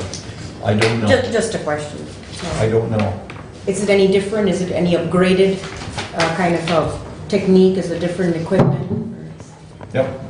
I leave it up to those. Okay, hospital. You know, when I made my proposal Okay. about the withholding money and for Reading Emergency Unit and distributing it out and so on and so forth, I told them right from the get-go, I said, look, I'm not an expert in any of this stuff, and I'm not ashamed to admit it. If you have a better idea, let me know. Well, I'll do that. Eventually, we got a better idea, which was this meeting that Mark and I had with them, and all these steps that we're to do and so on. So I let them deal with all that stuff. They know that, I don't. Okay. Thanks. In the MTA magazine, they had a page in here about townships adopting a fund balance. And what does this entail? And there's a whole page of stuff here that I would throw open to discussion as to whether or not you would like to look at something like this to determine how we establish a fund balance, what that fund balance should be, and give parameters for it so that we've got some kind of a policy in place. So just food for thought. Was that in the last MTA issue? Yes. Okay. Yep. We have here from the Health Department, county health rankings data, okay? And in Hillsdale County, we are just about right at the state average on everything except for 4 things. We're a little bit fatter than the rest of the state. Our teen births are a little bit higher than the rest of the state. However, our teen births are quite a bit lower than Branch and St. Joe counties. The other 2 items is violent crime in Hillsdale County is about 40% of what it is in the rest of the state, which is good. And sexually transmitted infections are about 40% of what they are in the rest of the state. So we have, let's see, 1, 2, 3. We've got about 2/10, and the rest of the state is about 5/10%. of people that have sexually transmitted diseases. The biggest one on that is chlamydia. You get near university towns and it's just rampant. And quite often they don't even know they have it. And apparently it can cause all kinds of problems, sterility and so on. So we're pretty much normal except for those few things. I had a meeting at the hospital, which was one of the requirements under the stuff we put together with the hospitals. And I just want you, I'll read this to you. The people at the meeting were the Community Mental Health Agency, Judge Bianchi, me, and the hospital people, JJ and Doris. The meeting began with discussion of the issues we're having at Hillsdale Hospital with getting our psychiatric patients transferred to an accepting facility. We've had patients accepted, then lost the bed because we cannot get them there. We've had patients here for a week at a time. Patients that need inpatient treatment occasionally get sent home because we're unable to get them to the accepting facility. For several months now, all local agencies are refusing to transfer. We've had 3 previous meetings with Reading Emergency, and reasons provided were that they are A, not getting paid, B, when they take a transfer, they're away for hours, which is true. The facilities that they're taking them to, the residential facilities, are generally in Detroit or Grand Rapids, and even when they get the patient there, then they got to stay there until that patient gets formally admitted. So they are out of the area for a long time. We previously asked Reading Emergency to provide financial information relative to site transfers. To this point in time, it had not been received. We discussed that in the past, law enforcement was required to transport these patients, but for some reason that was stopped, reason unknown. It was mentioned to Judge Bianchi that we had heard that she had stopped the law enforcement from transferring. She stated that this was not an accurate statement and had no idea when or why it stopped. One of the other items mentioned by Reading Emergency was that there was not a medical necessity to justify an ambulance transfer. Mary Beth from Lifeways stated there is a list of codes that justify medical necessity and that can be provided to Reading from CMH. A physician can order a medically necessary ambulance transport. Mary Beth stated that there are options for financial assistance for transport that the Community Mental Health Agency can supplement. However, the financial information from Reading Emergency is needed before broaching that subject. And it says the following information will be requested from Dave Slifka at Reading Emergency. 1 year's worth of data from psychiatric transfers. They need assurance that they're billing Medicaid first. How do they bill, per trip or per mile? What did they bill? What did they receive? And what was the outstanding balance? Other options to investigate are law enforcement transportation and an RFP to other potential agencies. Doris will reach out to Dave Slifka at Reading Emergency for the information, and once it's received, Doris will reach out to all the parties. So that's basically where that's at. We needed to get that done in January, and I wanted you to know that it was done in January. And Mary Beth made it very clear that the Community Mental Health Agency cannot supplement ambulance calls unless they have proof that the ambulance companies applied to Medicaid for reimbursement. They can't not apply and then just take it all from the Community Mental Health Agency. That's illegal. Okay, they have to apply to Medicaid first. Next thing is this. This was also in the MTA magazine. There is a new law concerning assessing, and we may get dragged into it as a county.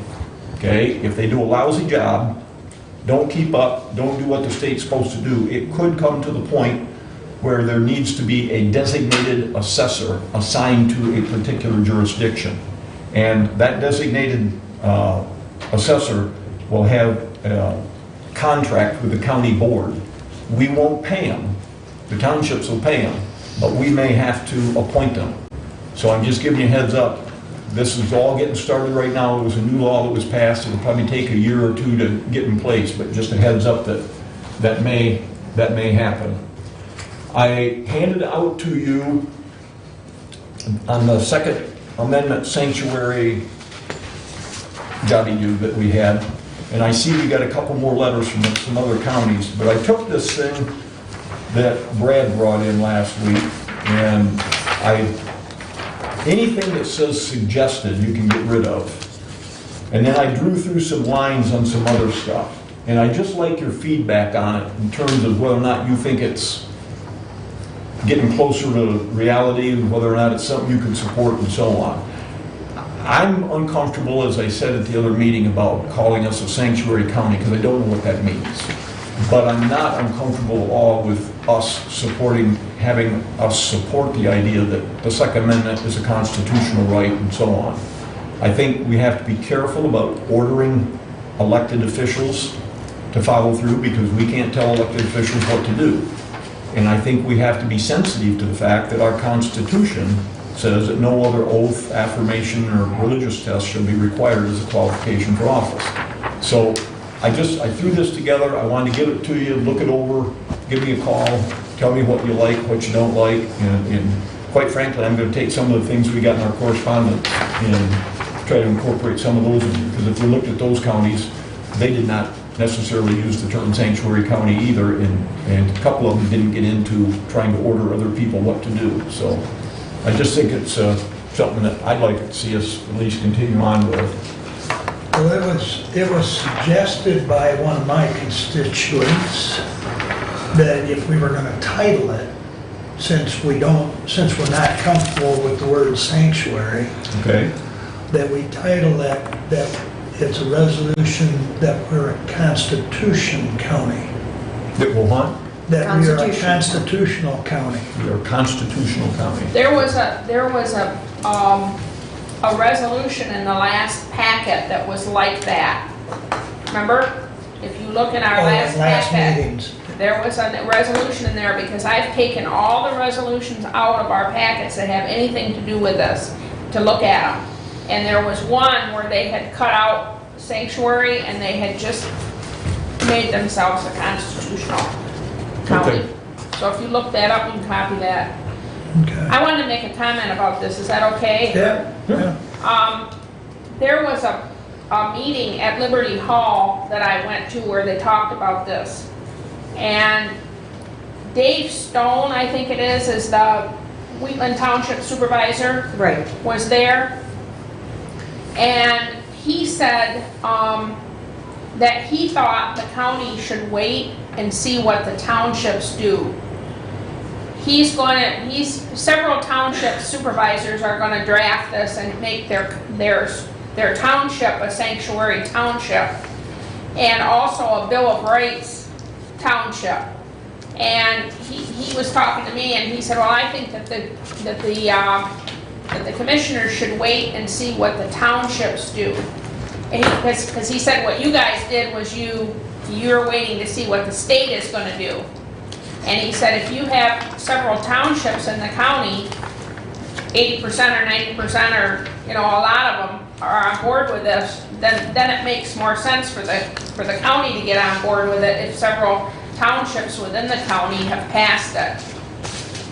Now, when I went to this meeting, I took all the resolutions with me and I was trying to read them and do it and everything. What I ended up doing was I called Dr. Rainey at Hillsdale College, and he's going to come in March and do a community conversation on, like what you said, Bruce, what's the definition of a Second Amendment sanctuary county?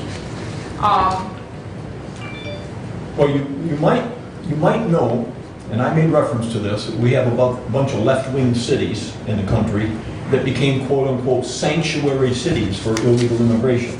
You might know that the wrath of God has come down on these people from the Justice Department in Washington. And they are going to be hammered big time, okay, for what they've been doing. We have to recognize the fact that we can't just simply ignore federal law, okay? That's no way to run a country. But we also have to recognize the fact that if we believe in the Second Amendment, that we need to state that clearly and openly. Now, I saw where, after I left the meeting last week, because I had to go to that hospital meeting, I saw where you said you wanted to wait to see what the state's going to do. Well, I can tell you exactly what the state's going to do. If by some miracle of God, this bill passes that 15 people co-sign, there is no way in God's green earth that Governor Whitmer is ever going to sign it. It'll be vetoed. So what the state's going to do is nothing. Actually, I concur with you because last time, I know you had left for a meeting, it was Julie Gaines who suggested that there was this bill, and the bill called 219. The state was going to, and if the state was going to declare it, then they would do it. That's the bill, 219. I personally don't think, as a county, we need to wait for the state, or even for the matter of fact, wait for our townships. If this is an opportunity a county has in front of us, I see clearly that you have, put it in front of us, some things can be modified, whatever. I can't see why can't we do this as a sanctuary county? Why are we waiting for other people to make that decision for us, make our townships go through, make a decision? This is a decision come from our constituents. So my only feedback over here that I'd like to give is, I don't know why we're looking onto our left and right. Why, as a county, as commissioners, we cannot make this decision? It's brought up many times, several times. For the matter of fact, there are people from other districts who I'm familiar with have sent a letter to us as commissioners. Nobody decided to respond, but I responded to this gentleman. His name was Aaron Ritter, and I everybody has a responded to copy. him too, he's one of my constituents. Oh, he's your constituent, Yeah. okay. And if you know that, I had copied to all of you as to what my thoughts were. We support it, let's not just keep looking at our left or right, let's just do it. I personally agree that if we keep waiting for the state, a governor who's a Democratic, she will never come to pass with this. On the contrary, she would want nothing better than to take our every right to our Second Amendment, that would be gone, and whatever she else can fit, she probably will take that away from us as well. But as a matter of fact, this is the time to do it. I don't see why we're looking for any other suggestions other than looking around us as we make this decision. Well, if you'd be kind enough to contact me with any suggestions on Right, I saw you've made a couple within the paragraphs. next, by the end of this week, that will give me time then to take your suggestions, try to incorporate it into something that I will bring back to you at our next meeting. And what I'll do, if I hear from you by the end of the week, I will put it all together next weekend. We're not going to see grandkids, and send it back out to you, and then you have another shot at criticizing me and bringing it back in so that hopefully we'll have the final product ready at our next meeting. Does that That's sound right, acceptable? That sounds like a plan. Now, Namrata, I think that at the last meeting, we had a lot of different resolutions in front of us, and we've been getting different resolutions from other counties, and I had all those resolutions with me when I went to that meeting at Liberty Hall. And I personally am not looking at the state or the townships or anything else. I'm looking at those resolutions, because when we are going to vote on something, I want to read it and I want to make sure what we're voting on. And to me, I'm not ready yet, because there's a lot of different versions of those resolutions. And when I went to that meeting at Liberty Hall, it was a good meeting and everything, but when I left, it still didn't answer my question, because there's still all these versions of these resolutions, and it didn't answer my question of what we should really do. The only thing that was said was what Dave said, and when you read all these resolutions, there's different versions of them. So until we come to a consensus on what wording there is, then I'm not ready to vote on it. I'm not just gonna vote on something because there's too many different I versions think that are Bruce will worded. have our version, and we'll be ready to vote on something perhaps at the next meeting. Okay. But I think our version is what we want to look at, Ruth, not all the other ones, because we have never, not in my time on the board, we've never taken other resolutions and adopted them. Yeah, but we didn't have one that was our own resolution. Right. All we had was Brad Benzing's and what had come from other counties. We'll have our own next time. We didn't have one of our own, so that's all I had to look at. Yep. But Okay. the main important thing is, Mr. Chairman, to understand that this Second Amendment, Sanctuary County, this resolution, if you understand, this has come from the people. And well, the gist of it is to understand that we are supporting in full our Second Amendment rights. And what the folks have brought in, I think, is pretty crystal clear. And of course, with what you just brought in, I'd like to review. We'll get back to you. It's really nice that you spent some time doing it.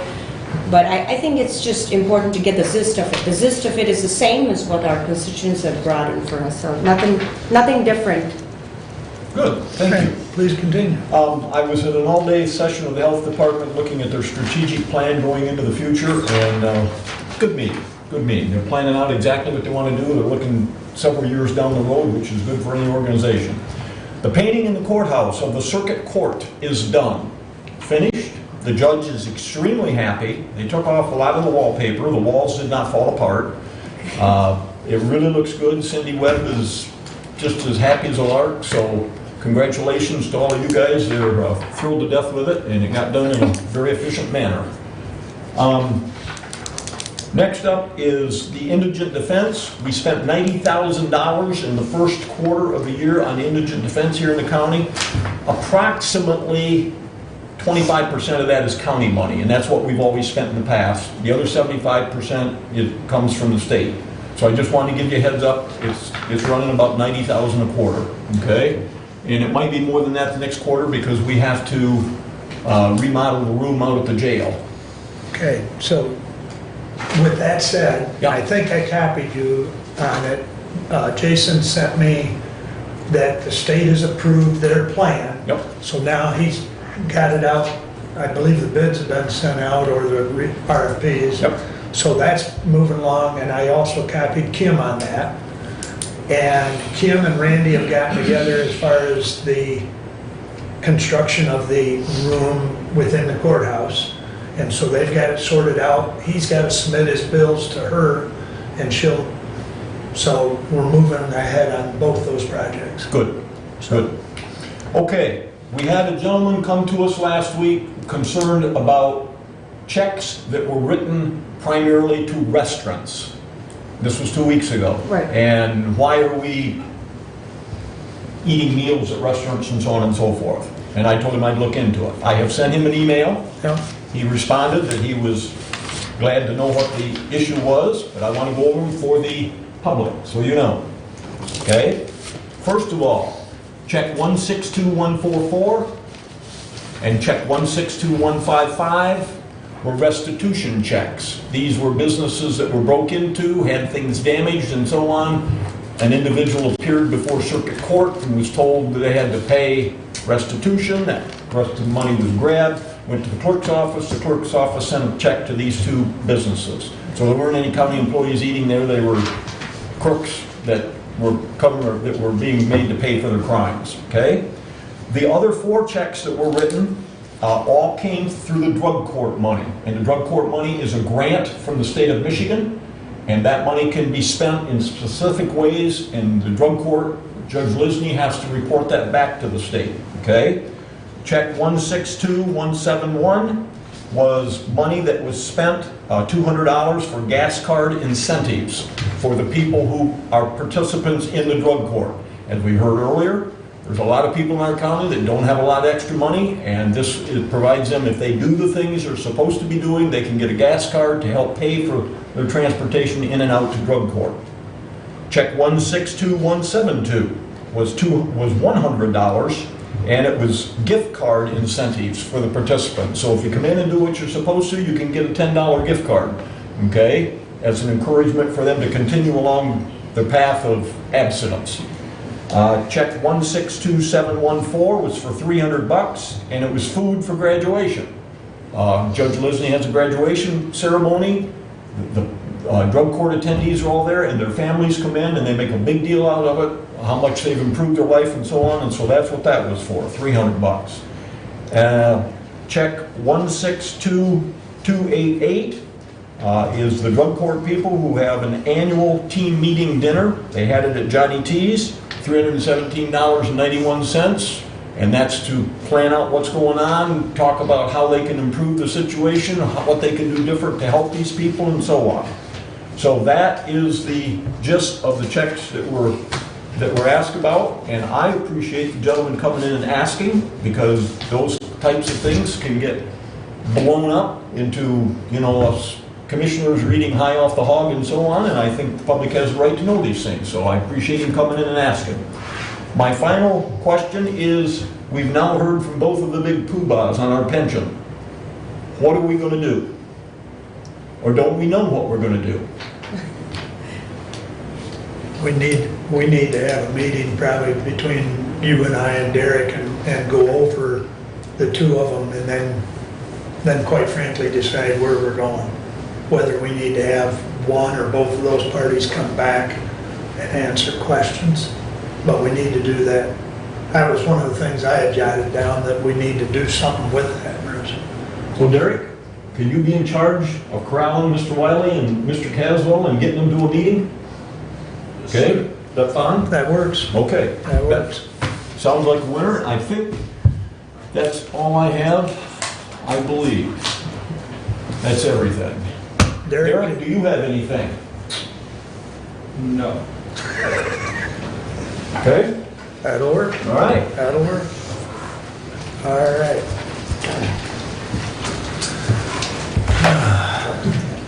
Thank you, Wendy, Terry, You're welcome. Take care. Thank you. and Ruth. You're up. Okay.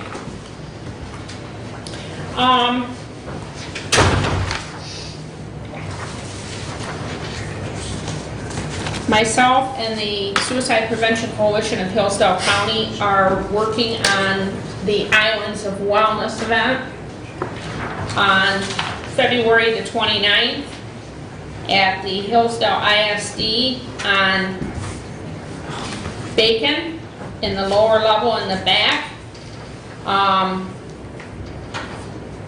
I've had quite a few people talking to me about this event and wanting to know how many county dollars are being used for this event, and how much Hillsdale County money I've spent on it, and how much tax dollars are being used on it. Well, there's no county dollars being used on it. There's no tax dollars being used on it. If you look at the bottom of that, there's a bunch of sponsors, and I sent a copy of this to Penny so she can post it online. All of those sponsors are who's paying for this. We're getting donations from all of those sponsors, and they're the ones that are paying for it. So actually, Pastor Lori and I don't have to take any money out of our own pockets this time. The last time that we did a community awareness event, I paid for it out of my own pocket. And I was prepared to do that again, and so is Pastor Lori, and so is other people if we had to. But all of those sponsors on the bottom of that flyer are the people who are paying for it. So there's no tax dollars, no Hillsdale County money for this event at all. It's all being donated. Now, I wanted to tell you that on February 25th, I'm going to do a community conversation at Rough Draft at 6 o'clock at night, and it's going to be about the census. Clint Bruger from Community Action Agency is going to come, and he's going to show his PowerPoint on the census, and that's open to the public, and anybody that wants to can come to it. Also, I wanted to talk about the prosecutor's office. Yesterday, I went to the basement of the courthouse, and I toured the new prosecutor's office. It's open up down there, but it's moved into where Derek's office used to be and Nick's equalization office used to be, is now the prosecutor's office in the basement of the courthouse. And I went through there and saw their new offices, and I talked to everybody that was working in there yesterday. I kind of surprised them. I didn't tell them I was coming. I just went in there and started talking to them and toured their new offices, and I think that Randy and his crew have done a great job over there, and that's what they told me also.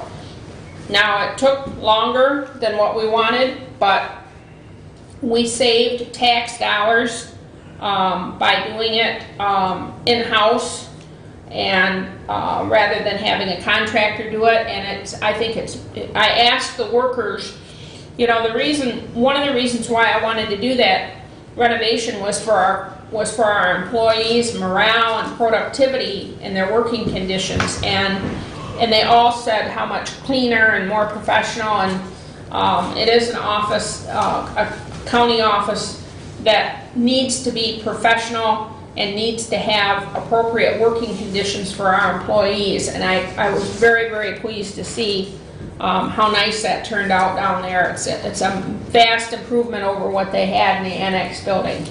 So that was a highlight yesterday afternoon, go and look in the prosecutor's office. Unless there's any questions, that's my report.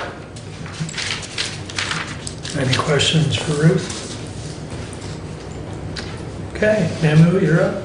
All right, thank you, Mr. Chairman. So we've had a very busy last whole week as well, and the week before. My committees have been busy, and so have the townships been. Yesterday I had the Pittsburgh Township meeting, and so a couple of things were talked about. It was a very good meeting, short, not very long.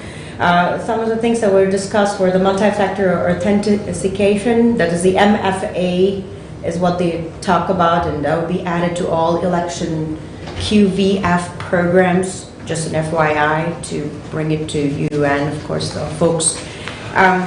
As it relates with Pittsburgh Township, those of you who know, who reside in Pittsburgh area, they are still looking for 3 positions to be filled for the Planning Commission.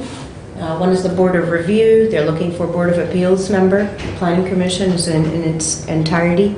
So those of you who know would be interested and contribute to their township, that would be really great. Pittsburgh Township is requiring 3 of those positions to be filled. The Hillsdale County Planning Commission has already gone ahead and sent in letters by postal mail this time, and I chair that committee, the Planning Commission for the county, and so we are in the process of reviewing our master plan as it was discussed last time. So the townships, all the 4 townships that I'm serving, they have received the letters in the mail, and postal mail. And more importantly, we decided to do the postal mail because, for example, Pittsburgh Township, they're not very keen on, or they're not very well adequate with email and internet facilities, so everything is going through postal mail. So we have already advised all of our townships if there are any ordinances, any adoptions, anything new, to bring it so that we can have it into our website as it relates to ordinances or anything new that they've adapted with their planning commission and the zoning ordinances. And then, so this is all from Pittsburgh Township. And going on to the Sheriff's Department, in your packet you've already received the January activity report. Just a little FYI, jail served about 5,877 inmate meals during the month. We had about 437 emergency calls, 440 non-emergency calls, totaled 877 total of law enforcement calls. The Sheriff Department had a little bit of an incident a couple weeks back. It was brought to my attention. I wasn't aware of about a deer hitting a vehicle. The vehicle was pictured, and it seemed like a total loss of that vehicle. So just kind of wanting to let everybody know that the deputy who was in the vehicle is all right. Nothing happened, but the impact of the deer was so forceful that all the bags, the airbags, inflated. And I wasn't aware of that. I came to know, I straight away decided to call the sheriff, and he advised me that everything's okay, and the deputy is okay. More than anything else, we are very concerned always of the well-being, health, and the mind frames of our deputies, our sheriff department, and their families, and we all stand by behind them in praise and the work that they do, especially line of duty, getting injured. We are with them. So just letting you know that was the thing. If you had a little bit of idea as to what's going on and what that picture was posted in the media was, so this is the answer to it. Going on to, I don't know if there's anything else the Sheriff Department wants to provide. Okay, thank you. Moving forward, Medical Examiner Office is another for my committee. We recently had a meeting. So they're going to successfully transition August 1st, 2020, the morgue department, as I already have reiterated before. Jill, I'm forgetting her last name, heads the department in Elm Road in Jackson, where our morgue will be transferred August 1st, because with ProMedica, Bixby, the way we were going, we're not going to move forward as it relates with the morgue. We're going to have it transferred. It seems like the most economical way, rather than having Lenawee County and the Hillsdale County put in a millage for $500,000. I don't think that would not work for us. So this works more feasible for us, to having a morgue department completely transferred to Elm Road, Jackson, and reiterating it'll be in August. August 1st, they will completely transition. Jill, who talks a little bit more about the decomposed bodies, and she made some things very clear to us, so just bringing it to the board back again. Usually, ProMedica, the way they've dealt with us is whenever we've had autopsy done, it doesn't matter whether the body is decomposed or not, they will entertain it, they will perform the autopsy, and we worked with them for years. Jill has expressed it differently. Because of her office is so close to the morgue, she has decided to not have any decomposed bodies coming from the Hillsdale County. I'm just talking for the Hillsdale County because we're accountable for that, and so those bodies will be transferred to Flint. And that's just a talk. So the questions that I asked was, well, why is this, any different, and why is it? I believe because her office is so close. The funny thing is, what I got to know the answer from her was, the office is so close to the department that it would smell her office, so she does not want to entertain any decomposed bodies if it's more than 2-3 days old or in the manner of the decomposition. They will not entertain it, so they will transfer to Flint. So we're working on that, and Dr. Bader-Kesson is working on what our options are. Yes, I know it seems very strange, it was shocking to me, but again, for me, I want to know from the Hillsdale County's being represented on that part, I want to know what our cost affiliations will be, transferring our bodies all the way to Flint. There are a lot of factors to look at because, as you know, we're already working with the MOMs, which is it's called Morgue of the Month, that we deal with every monthly basis. We deal with different funeral homes that take the transportation, and they help transition our bodies for autopsy when we're in need and when they do qualify for autopsy, to Bixby and ProMedica. So, but this will be a long run, and what's in store as it relates with costs, we'll find out more next month. So I will be at that meeting next month to find out some more. So Flint is what they're looking at. So just kind of giving a little bit more idea about what's going on. It was very difficult for me to hear that situation. So we'll have to find something more out next month and see where they conclude, because we're still waiting on for their final transition, which is August 1st. Moving forward, so this is all that I have. I don't know if you have any questions as it relates to any of the committees, their reports, the medical examiner, or the sheriff's department. Well, I brought this up before, and I'll bring it up again. Who makes the decision that a body's going to be autopsied? Does the sheriff's department request that because of law enforcement issues? Or is this strictly a call on the part of the medical examiner? It's the medical examiner, and I asked that question too, and there are some other representatives, if you've seen, I don't know, just throw in some names there, Jeff, who has been a former law enforcement, and some more folks who are the investigators. I asked them this question as to how does this flare? Is it just your system tell you, or is it just the circumstances of how the body was found, and who makes those decisions? Couple of things. I think that decisions are partly made by Dr. Kesson, mainly, number one. Number two, it also flares up in their system if it's not a death that has suddenly occurred, unexpectedly, or an accident scene, then the sheriff department would, or the law enforcement would say, okay, this probably needs further investigation. Or the other example that just happened just recently, just a few days back, last week, correct me if I'm wrong, at Jonesville, the fire that happened, and 2 of them perished, the mother and the son. So the question is, how do you come to know that this has to be an autopsy? So who determines that? Number one, the answer is Dr. Bader-Kesson. He determines, and also there are law enforcement who are working with the team, and they find something abnormal or find something uncomfortable, fishy, whatever that needs further investigation. Those bodies are taken for autopsy. It's called, I think it stands for jurisdiction decline, is the system code that they put up as. Is it possible that if he makes a decision to have an autopsy, is it possible for anybody to overrule him, like the sheriff to say, no, we don't need that, or anybody else for that matter? Or the family?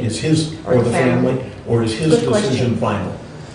Good question, because it does Yeah, I think it's good. I don't want to go through autopsy for pass away, but I don't know. But yeah, Sure. that's a good question you asked. Sheriff Parker, what do you know about this? And the reason I'm asking these questions is we heard from the senior center, and it's true, more and more and more people are staying home, okay, until they pass. And that's okay, if that's the direction that we're going. But if that happens, then when these people die at home, which they're going to do, okay, then we're going to be looking at more and more and more expense coming in. And I think we need to ask, how are these decisions made? What's made?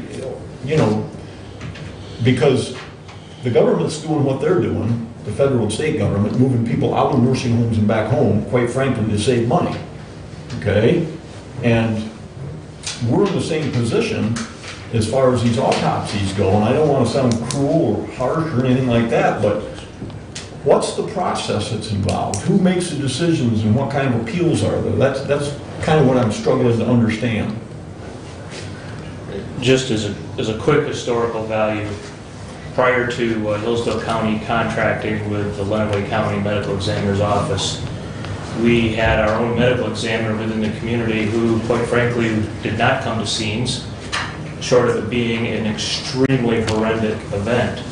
And what was occurring at that point in time, it was up to the law enforcement on scene, and when I say law enforcement, it could be your local Hillsdale City Police, it could be Somerset Township, it could be the Sheriff's Office or the Michigan State Police, who was providing current data that they were seeing on the scene of a death to the medical examiner's office.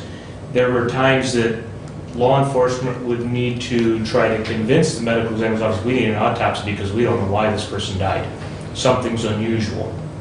Maybe there was a wound to the body that looks unusual, but was the wound because the person had a heart attack, fell over and struck an end table, is why they have a wound to their head, or was there actual a bashing of the head?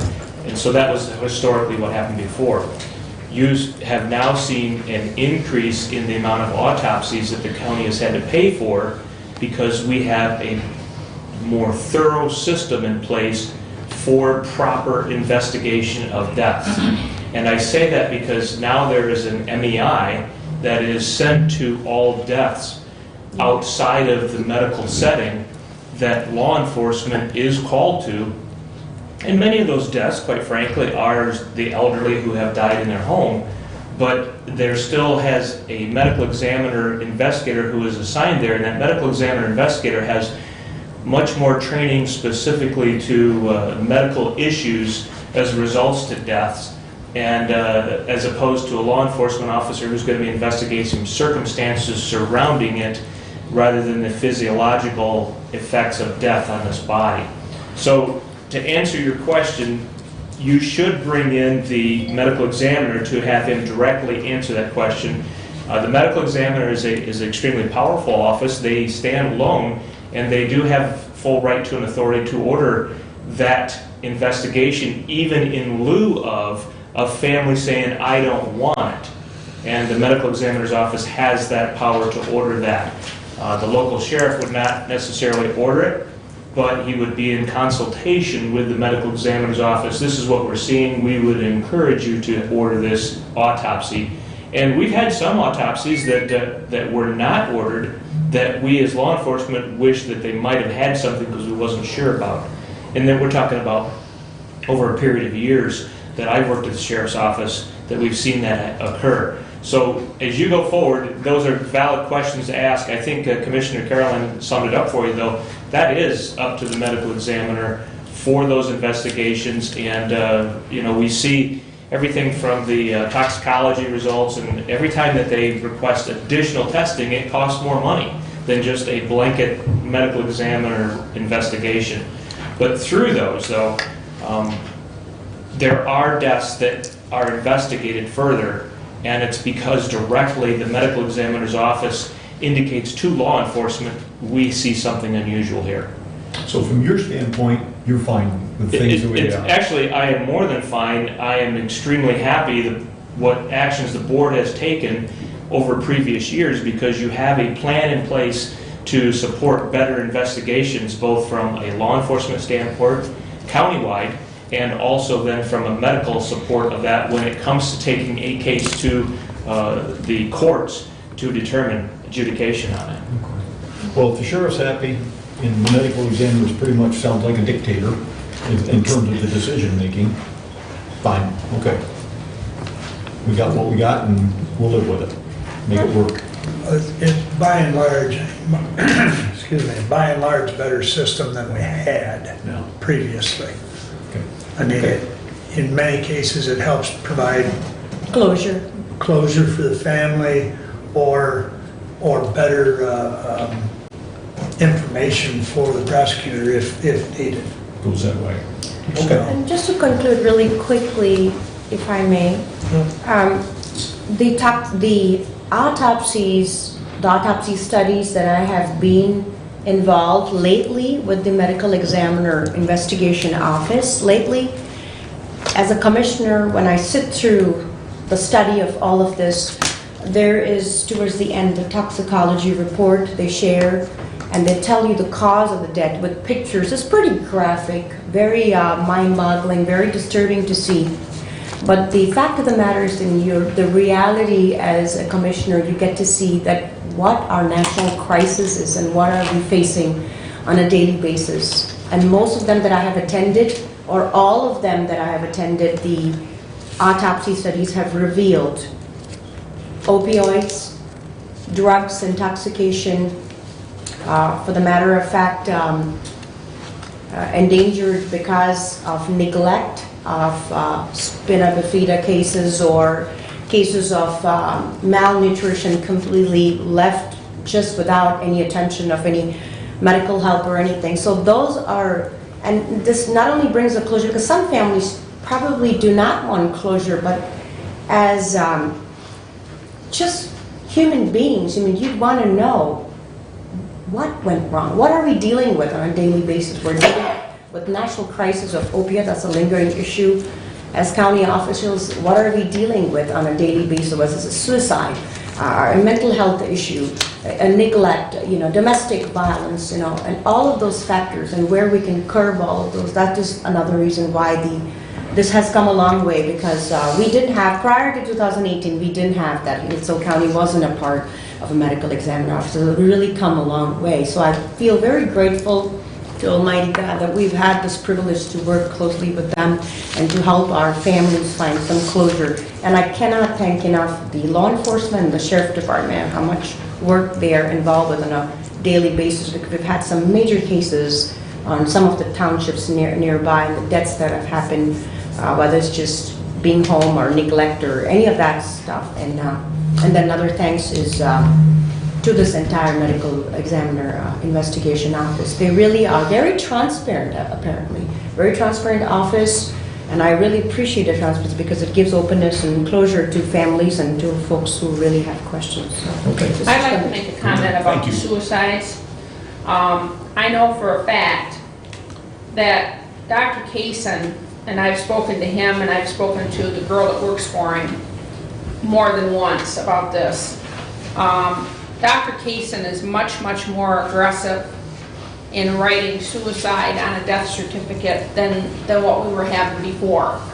Because for 5 years before, I was really struggling with statistics because most families, due to shame and stigma, do not want suicide written on the death certificate, and they'll do anything to have just written accident on it or whatever to not have that. And so we're struggling and trying to find funding because when you go approach donors, they want to know statistics. And if you say, well, there was only one suicide in Hillsdale last year, to them that's not a big deal, or it's not a crisis. But we knew in my coalition that there were many more suicides that weren't recorded that way on the death certificates, and we knew that there were many attempts. And now, since Dr. Kaysen has taken over, he's much, much more aggressive in talking to families and reading suicide notes and in his autopsies, and he's recording more deaths as accurately and as suicides, and Jody is tracking them. There's been 9 suicides in Hillsdale County since July of 2019 until December of 2019, there were 9 death certificates that came through the county clerk's office that had suicides on them. 9 from July of 19 to December of 19. Half a year. And so, see, that's more accurate. That's much more accurate than what we have ever had before. So I think that goes to what Sheriff Parker was saying, that now we have a more thorough investigation system with Dr. Kaysen in place. And I know that he comes out when somebody passes away, even like on a Sunday afternoon at 4 o'clock. I know he was in Hillsdale at someone's house that had passed away, and I know that he's coming over, so. As a comment, and I know I've conveyed this to them, Marty, can't think of his last name, but he's the county administrator down there. Marty Marshall. Marshall. Thank you. So Marty and the sheriff and I and several of their board members and Dr. Casson, we all sat around the table and got this ball rolling a year and a half, 2 years ago. And so Marty and I have had a discussion here recently. Jackson County actually got kicked out of Foot Hospital when Henry Ford Allegiance took it over, much like Right. we're getting kicked out of ProMedica, or at least That's the new. right. And maybe kicked out is the wrong term, but at the end of the It's day, pretty that's much- what happened. Yeah, that's what it is. So there was some commonality between Hillsdale, Lenawee, and Jackson, and so that discussion started. And as that discussion continues, we may end up being a 3-county medical examiner's office, and maybe even invite 1 or 2 more. There's a lot of regionalization going on. The other thing is, and I know I've expressed this to them, that Dr. Casson is not going to continue forever. Right. And so one of his thoughts is if we create a bigger group as far as a tri-county or larger, we're able to attract another forensic pathologist to be employed by the collaboration. So as that approaches, I've expressed to Marty that the sheriff and I would once again like to be involved in that when we get down to the brass tacks of talking about, pulling in 1 or 2 more counties. So that's something that's probably going to progress as we move forward yet this year. That is true, yes. So It's called going regionalized. They're going to get regional. If we're sending decomposed bodies to Flint, wouldn't it be closer to send them to Detroit? I agree. Well, they talk, because they have some kind of dealing, or probably the markup dates. The way it looks like they have some kind of a contract Dr. Bader has with Okay. Flint. And I agree with that, because it sounded really absurd for that statement to be made. And so they're struggling with that, because our only problem would be if we do have, and we do have apparently quite a lot of cases where we would have decomposed bodies that we would have the need to send it. So where is it, Flint or Jackson? Because Jackson has pretty much made it clear. I found it very ironic, because Jill's office is just right next to where they place all the bodies. we'll buy her an air freshener. Or a mask, maybe, I don't know. Okay. Any more questions for Nemo? Thanks. Thank you for Thank you, your sir. report. Okay. Let's see here. I just wanted to make a comment because I know we've talked about it at the health department, the coronavirus and the influenza, proper hand washing and sanitizer is probably one of your best defenses. Also, if you're planning on traveling, airplane is an incubator, so just be aware. And I know they're constantly updating as far as some airlines have even stopped flying into China, so you just keep an eye on if you've got travel plans, I guess. I'm meeting with Derek immediately following this meeting. We're going over some things on the personnel policy. I've also met with Judge Liston. We're looking at combining so that we have one policy instead of 2 for personnel. So I'll continue to work on that and let you know as we get closer to having those combined. The agreement that we authorized as far as changing the lease with Lifeways out there on Care Drive. Part of that space that Lifeways is going to expand into was and is currently occupied by Integro. Integro also has a very close working relationship with, Lifeways. thank you. Unfortunately, it turns out that there was some lack of communication. Between the two of them? Yes.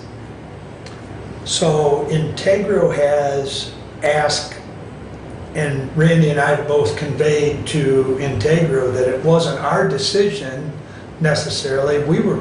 Randy and I were both under the understanding that Lifeways had communicated with Integro. So hence Integro has asked for an extension as far as their time to move out. And Mary Beth has granted that. So they are Integro's gonna move out as of July 1st. So, and then Lifeways will, start their process of converting that space. But there's other office spaces here in Hillsdale that will just extend them time to find a new home, because they do intend on staying around, they do intend on continuing their relationship with Lifeways, but I just want to let you know that process is going to kind of get slowed down. I think it's largely due to communication, but it'll still proceed. So that's all I have for you unless there's a question. And that brings us up to public comment.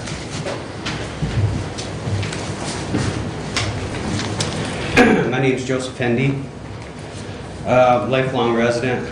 I gave each of you a copy of a letter that I had drafted, and I wish that you will put that on the agenda for next week so we can talk about it.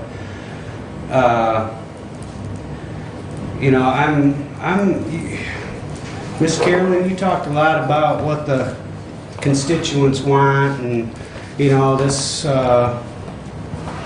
constitutional gun thing, whatever you called it. But this needs addressed. Mr. Albright is running for sheriff, and I just can't believe it. Nobody in this body has addressed what happened. Why not? Why has nobody talked about it? Is it just going to be swept under the rug? Come on, people. You're our elected officials.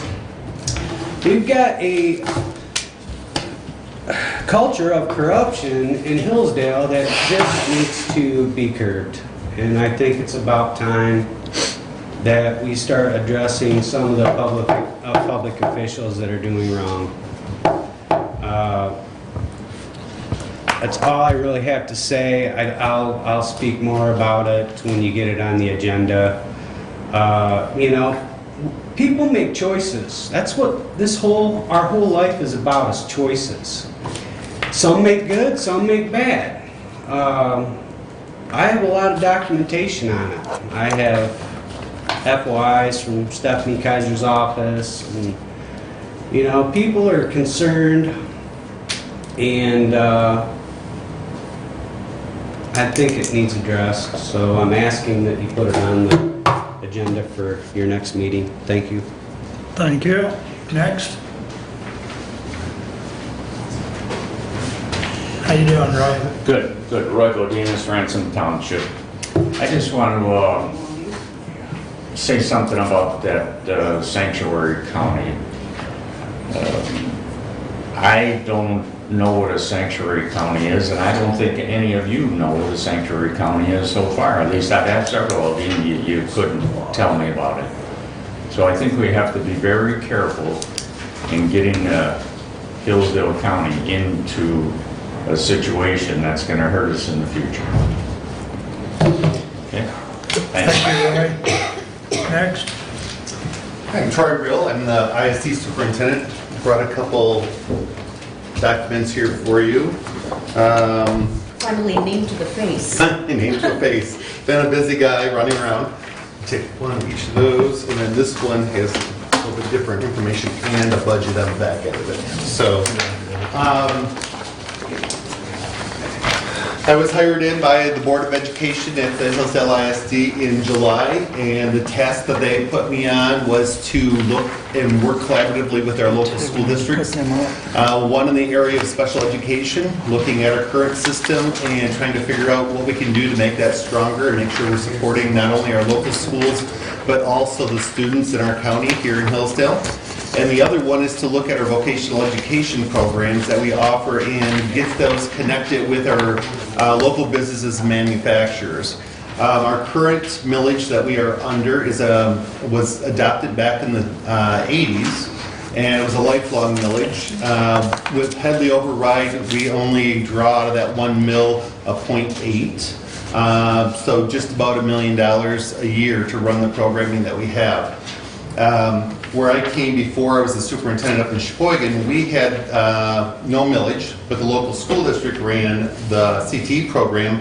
We were able to capture a lot of the money that Governor Snyder had put out for career tech centers. It was amazing to see all the stuff we were able to do, bring all of our stuff up to date.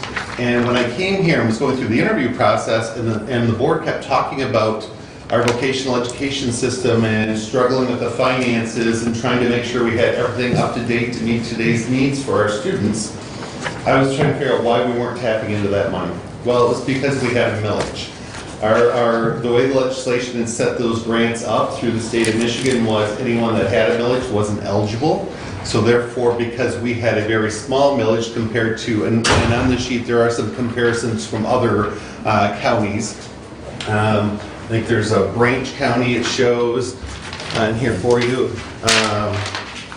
Hillsdale County brings in about $1 million. Branch County brings in about 5.5 million. Calhoun County brings almost 5.5, close to that.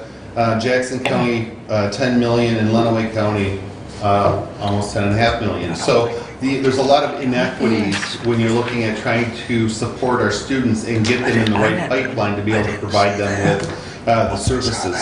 Our current millage, our taxpayers pay about $89 on a taxable value of $100,000. So that means if their house is a $200,000 home, their taxable value is $100,000. They pay $89. So what we're looking at is the local superintendents talked this fall, and we knew that they've been in a negative budget for the last 4 years. And we would probably have to cut 2 programs. Right now we have 30% of our students in 11th and 12th grade receiving services at the Career Tech Center in a various amount of different programs. I mean, we have criminal justice, we have engineering, we have construction trades, welding, health sciences, and we have a CAD program. So we have a great pipeline already set up, and those are maxed out with students. So we would hate to be able to, or hate to have to cut programming and send students back to the local schools to try to figure out what they were going to do, because most of these kids are those hands-on learners. And we heard from Michigan Works earlier, we're trying to get those people in the right pipeline. What the local schools have asked the ISD to do is go out for a millage of 0.6 addition. This would take us to the cap, which is 1.5. It would address the concerns that the economic development partners have given us over the last 5 years of addressing those soft skills and addressing that in the 9th and 10th grade and putting in some programs to help those students understand the needs to be able to be successful with to work in industry. They're also looking at having some of those science and technology engineering experiences as well to create that pipeline. One of the things that the economic development partners have shared with me was the struggle of trying to get kids into internships with all the different schools. They don't know who to connect with, or which kids are interested in what. So one of the things that the superintendents in the county have asked was that with this millage money that we would hire a point person that would build that relationship with all of our manufacturers and businesses, and that would be the go-to person in connecting those students to the right places to be able to have those internships, to be able to continue supporting our local manufacturers and get those kids in the right spot.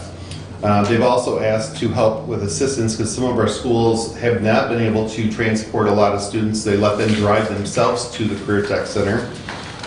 And the assistance would be to help support some of that transportation costs and then also sustain the current programs that we have. They're asking that we wouldn't make any cuts to those programs moving forward so we can make sure that those students are receiving all the programs needed. One of the things that this county has entered into as a collective group of superintendents, they started at Early Middle College a couple of years ago with Jackson Community College. It is funneled through also the Career Tech Center. Right now we have a lot of students that go their 5th year beyond their senior year, and the schools are able to capture the FTE of that student and then pay Jackson for those college credits, so that student wouldn't have to pay for that college experience. Some of those students are doing engineering and welding.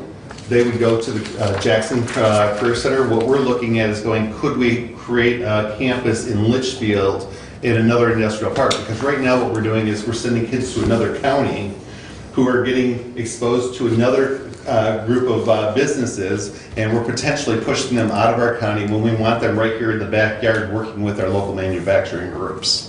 So what I want to do today is just briefly share with you that, on March 10th, the ISD board supported the local superintendent's request to go for a millage. This would generate about $700,000 as a 20-year millage to be able to help sustain those programs and maximize the impact in our county. Troy, I know we're not supposed to engage, but just as a point of order, what is your phone number in case, because I don't see your phone number or anything. I'll give you my cell phone number. That's the best. I'm always on the run somewhere. So 616-453-7447.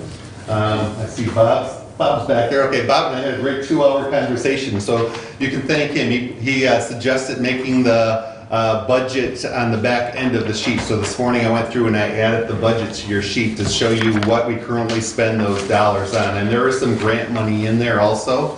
And then also hearing kind of Judge Bianchi and Michigan Works talk through some things, I think it would be important for me to be on your schedule at least maybe twice a year to do some updates on education in our county and what we're working with. Because I know Michigan Works talked about people with GEDs or the lack of having that. One of the things that we've been talking about as a superintendent's group is 50% of our population that is in special education are not getting a diploma. And that's a big issue in our county because they need a diploma to be able to get a job.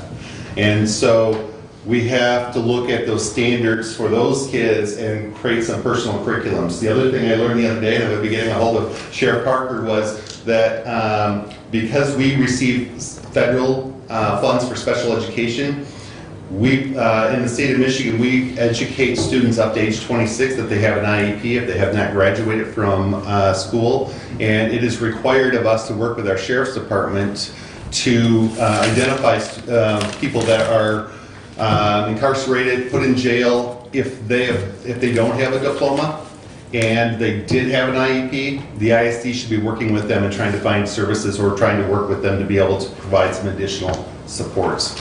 And that's one of the things that we would like to do additionally beyond the millages. That Career Tech Center is so valuable to our community. We need to be working with our local manufacturers to offer some evening courses and training facilities for some of the adults in our community, and we'd like to start looking at that as a possible opportunity as well. Okay, So, thank you. all right. He can put those up in the Thank you, Troy. Oh, So he wants to put those up in the public where they can. okay. Oh, still continuing? You may. No, there's any Just remember, you have a 5-minute limit. Is that 11. Yes, I did. I got a couple of great time spending on all the various numbers. It was just fantastic. He has been in the shadows, and 3 years now. I think it is here. Nope, I've just started. Or just started. I got a 3-year contract, Oh, so it can be longer than that. But I did, before I approached him, I did go to several of the people that work at the ISD, which those are the workers, the teachers and such. And they as well support a great deal of them. I haven't had the opportunity to talk to one of the superintendents, what I called about it, but I haven't confirmed anything yet.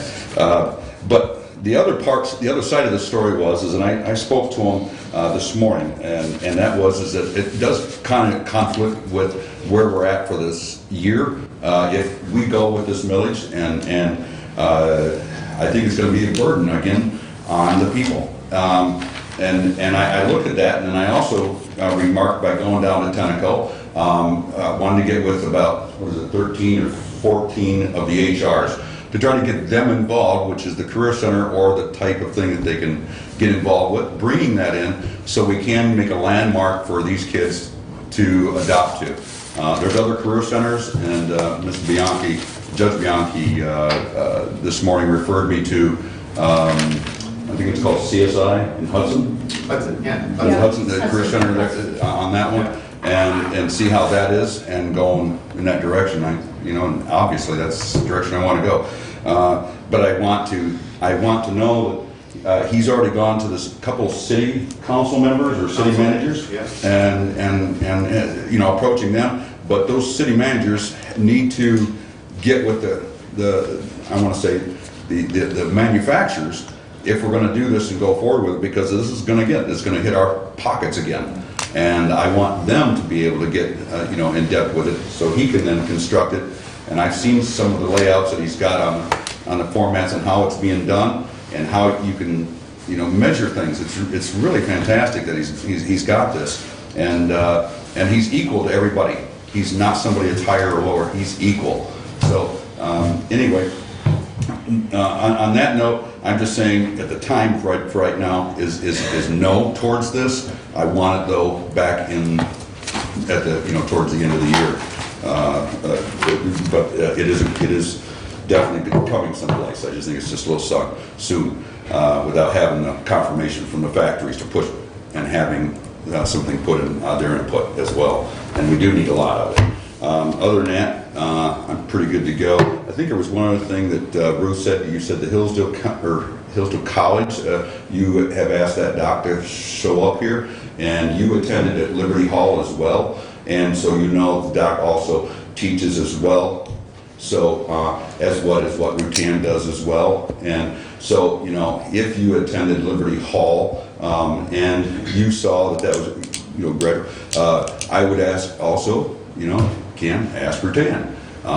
He teaches, he shows it, he's trying to keep that in mind as well. Running for a position as being sheriff is obviously a good view that you could get from him, since he is running for sheriff. Simply ask him the question, and combine the two. The college is right now, I think we're embarking on the Second Amendment sanctuary issue by taking it to the fairgrounds, as I mentioned last month, and then the Hillsdale College is already, I won't say already, I'm still talking with them on how we're going to approach it, but to combine the efforts alongside of Rutan. So just to let you know how far we've gone with that issue, and I like the constitutional idea in there, Bruce, the top name being said that way. It's good, but we shouldn't be able to go into another constitution issue such as First Amendment. Are we going to go to a First Amendment sanctuary only in my house now, and so on? We shouldn't be biting on any of this at all. We're born with it. We're given that right. There's no reason why we should have to even be worrying about it, but this is something. I want to thank you very much for your time. You guys all have a great day. Thank you, Bob. Anyone else wish to address the board at this time?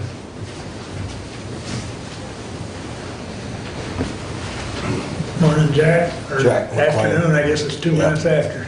I want to thank Mr. Coswell for sending me the information. I think one thing that should change on those reports is that word miscellaneous. If that would have said court, it never would have popped into my mind. But when it says miscellaneous on checks, then you start wondering, especially when they're even numbers. I mean, you don't see even numbers a lot. Another thing was, and I guess I'm not sure how to talk about this, but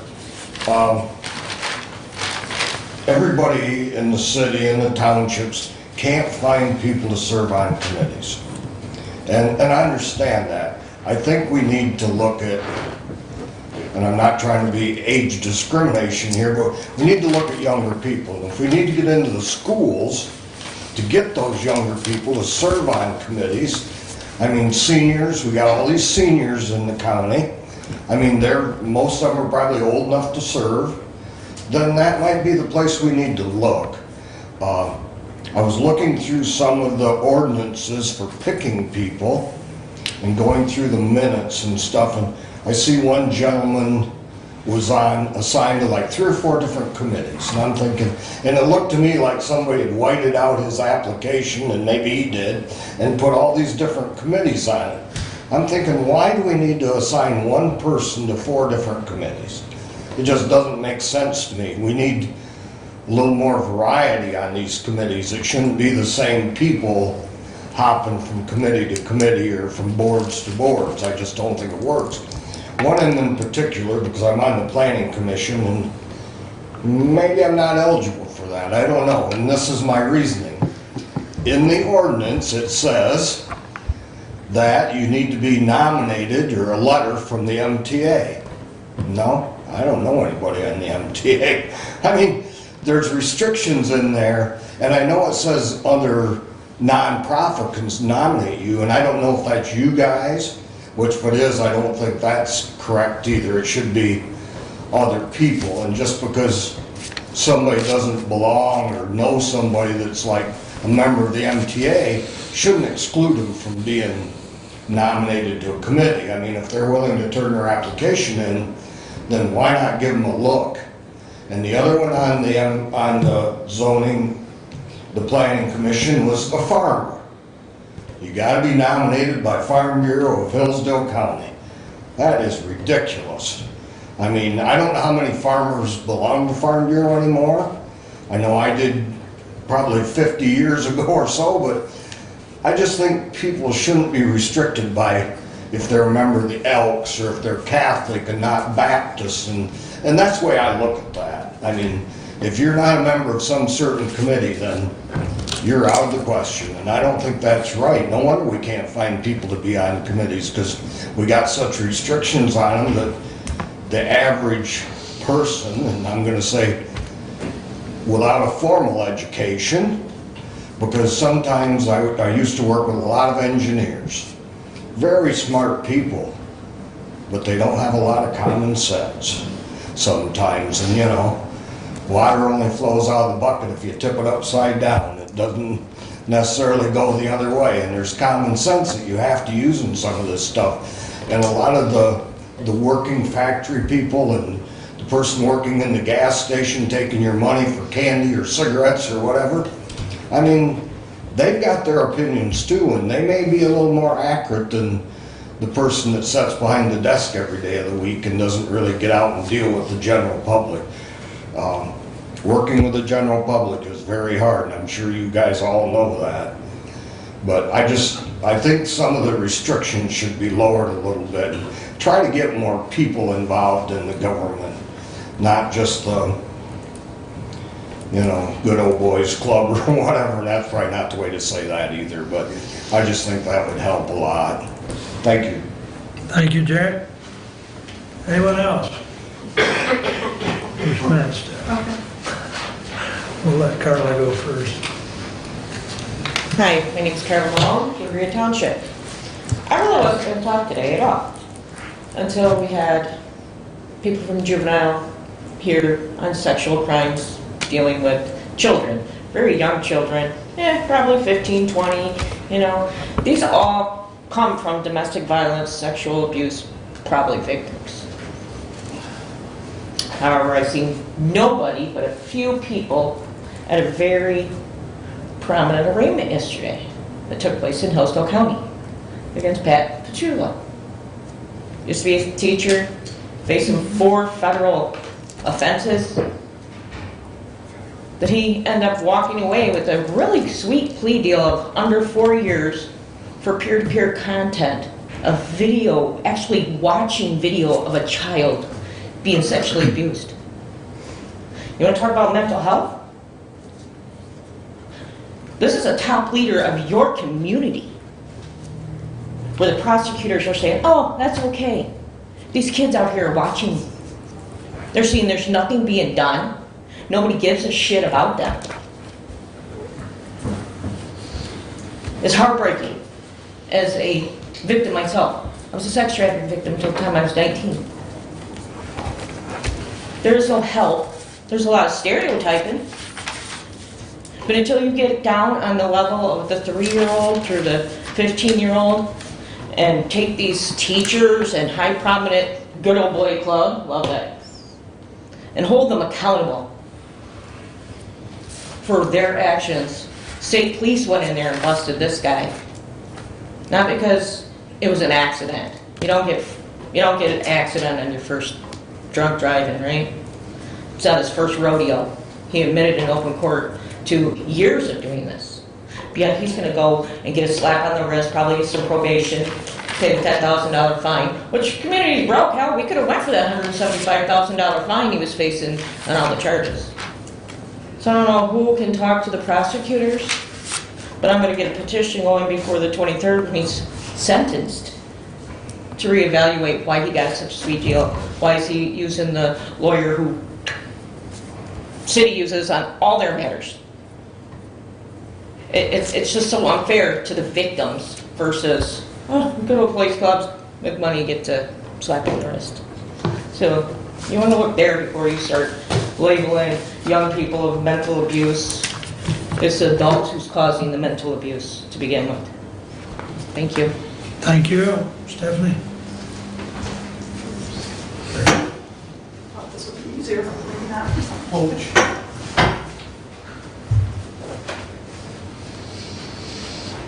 Good afternoon.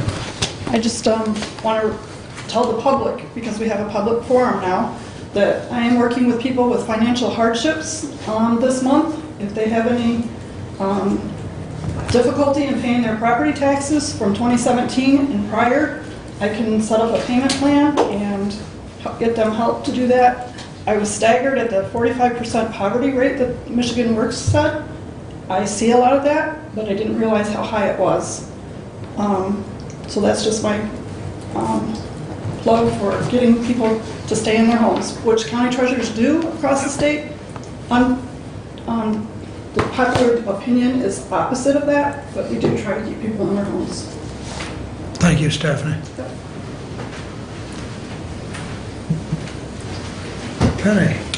Just a couple quick things. The meeting at Liberty Hall that Ruth talked about and then Rhonda talked about is a show I do called Weekend Republic. It's on my page. You can listen to it.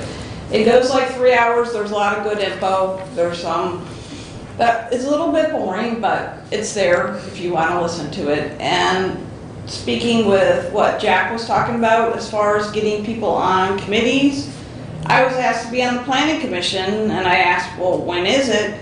It's at 1 o'clock in the afternoon on a weekday. So that limits your ability, especially to get young people involved.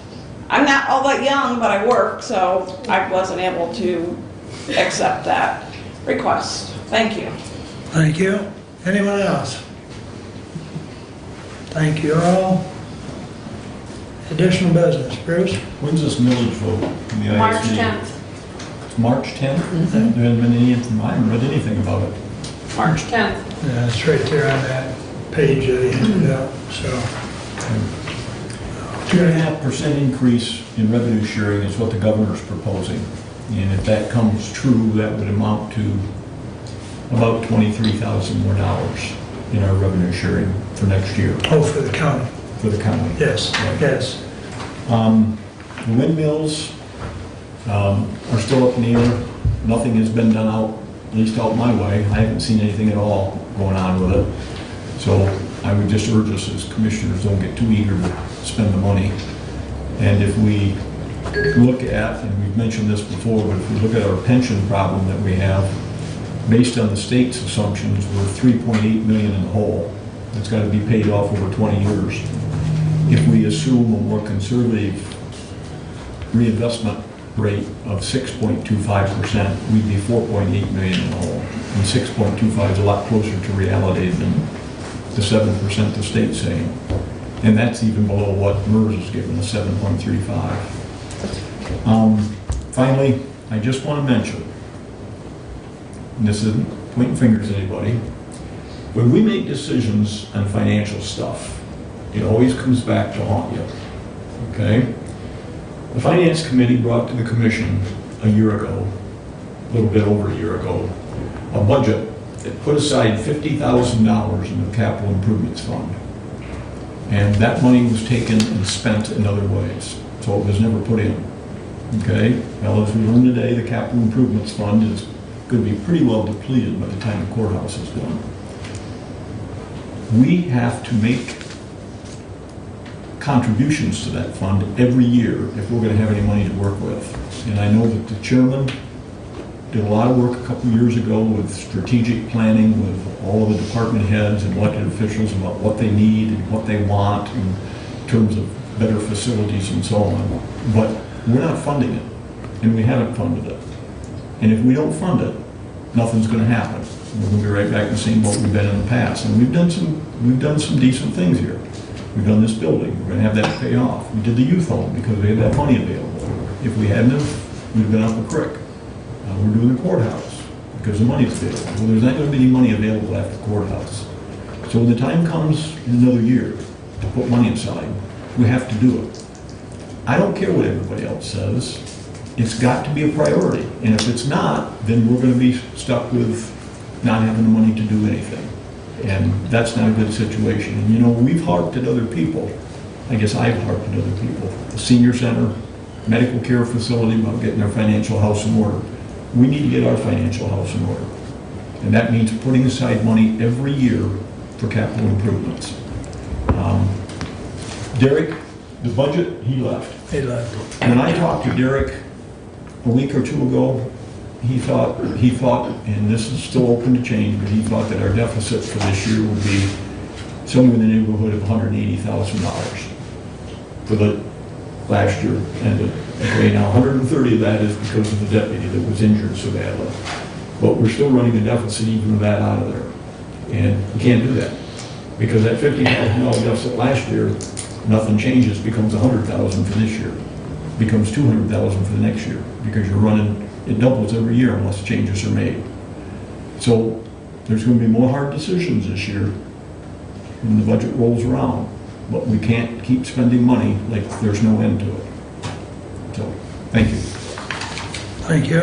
Ruth? I was wondering about, I asked Dr. Rainey to talk about the Second Amendment sanctuaries in March. And at rough draft, I was going to have that open to the public and everything. And I was just wondering if maybe we couldn't wait to vote. You know, you said something about we was going to vote at the next meeting on that. And that's like February 25th. And I was wondering if we could wait until after we have that public forum with Dr. Rainey, just consider it. You don't have to answer it right now, but I'm just suggesting that I think it would be good to wait. It's the will of all the commissioners, you know, whatever the commissioners want to do, but I would like, one of the reasons why I'm having this community conversation is to get more information on it. And so I'd kind of like to have that more information before I vote on it. So just a suggestion, if we could wait until after that meeting with him, then I think that would be good. Other than that, that's all I have. Okay. Nemo?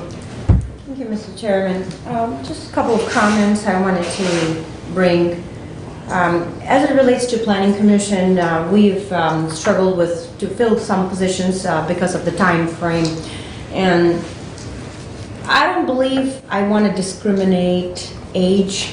I think all ages are welcome. Sometimes the younger feel old too because of the stress that's just going on in life. And so I don't believe it's the age factor the committees are involved with, and whether it's young or old. I believe everybody's ideas are critical, and I believe though ideas are filled with wisdom, especially from the folks who are elderly. They always bring about some great enhancement to the younger folk. So I believe ages of all, younger, older, are welcome in our committees. The only thing that I wanted to suggest, especially during some of our committees, one is, I'd like to say County Planning Commission, because we're still looking for one position filled for the city, village, with the county. And I'm having a hard time with that because the meeting is around 1 o'clock. Most of people are working. And even the younger generation, they probably are going to college and school. So 1 o'clock is a difficult time frame. An evening time frame is more feasible. And this way it opens up the doors for our community to be involved. And those restrictions that are applied that was just talked about a little bit, I think it's way too much. I believe we want our community to be involved of all dimensions, of all diversity, to bring in the wealth of knowledge and so that we can move forward, whether it's the farmer or somebody from a skill background, managerial position. All backgrounds are invited because we all make up as one big huge community that is our country. So I believe that that's really critical. So time frame is a factor. If we can move those meetings to the evening, then we can probably involve a lot of crowd of all ages. And the other one is I am specifically working on having our committees and townships being a little bit more open to transparency so that, again, it's just more beneficial for our communities involved, our taxpayers. Simple factor. Community needs to understand that transparency is the number one factor. Everybody's feedback's important. And I just believe just to be more communicative with them is critical. So I'm trying to encourage that from all of our committees that I'm involved. That's all I have. Okay, thank you. I'd just like to thank Stephanie because I know you have worked diligently with people to set up payment plans and keep them in their homes. And I know your predecessor did the same, and I think Hillsdale County is very grateful because and correct me if I'm wrong, Steph, but some counties kind of defer that to the state, and so there's not that personalized touch. There are about 8 counties that the state takes care of their foreclosures. Okay, but we have a very personalized touch, I think, so thank you. So, with that, we are adjourned. Thank you all for coming. If you get a phone call, I'm going to have Julie send us, but as the vice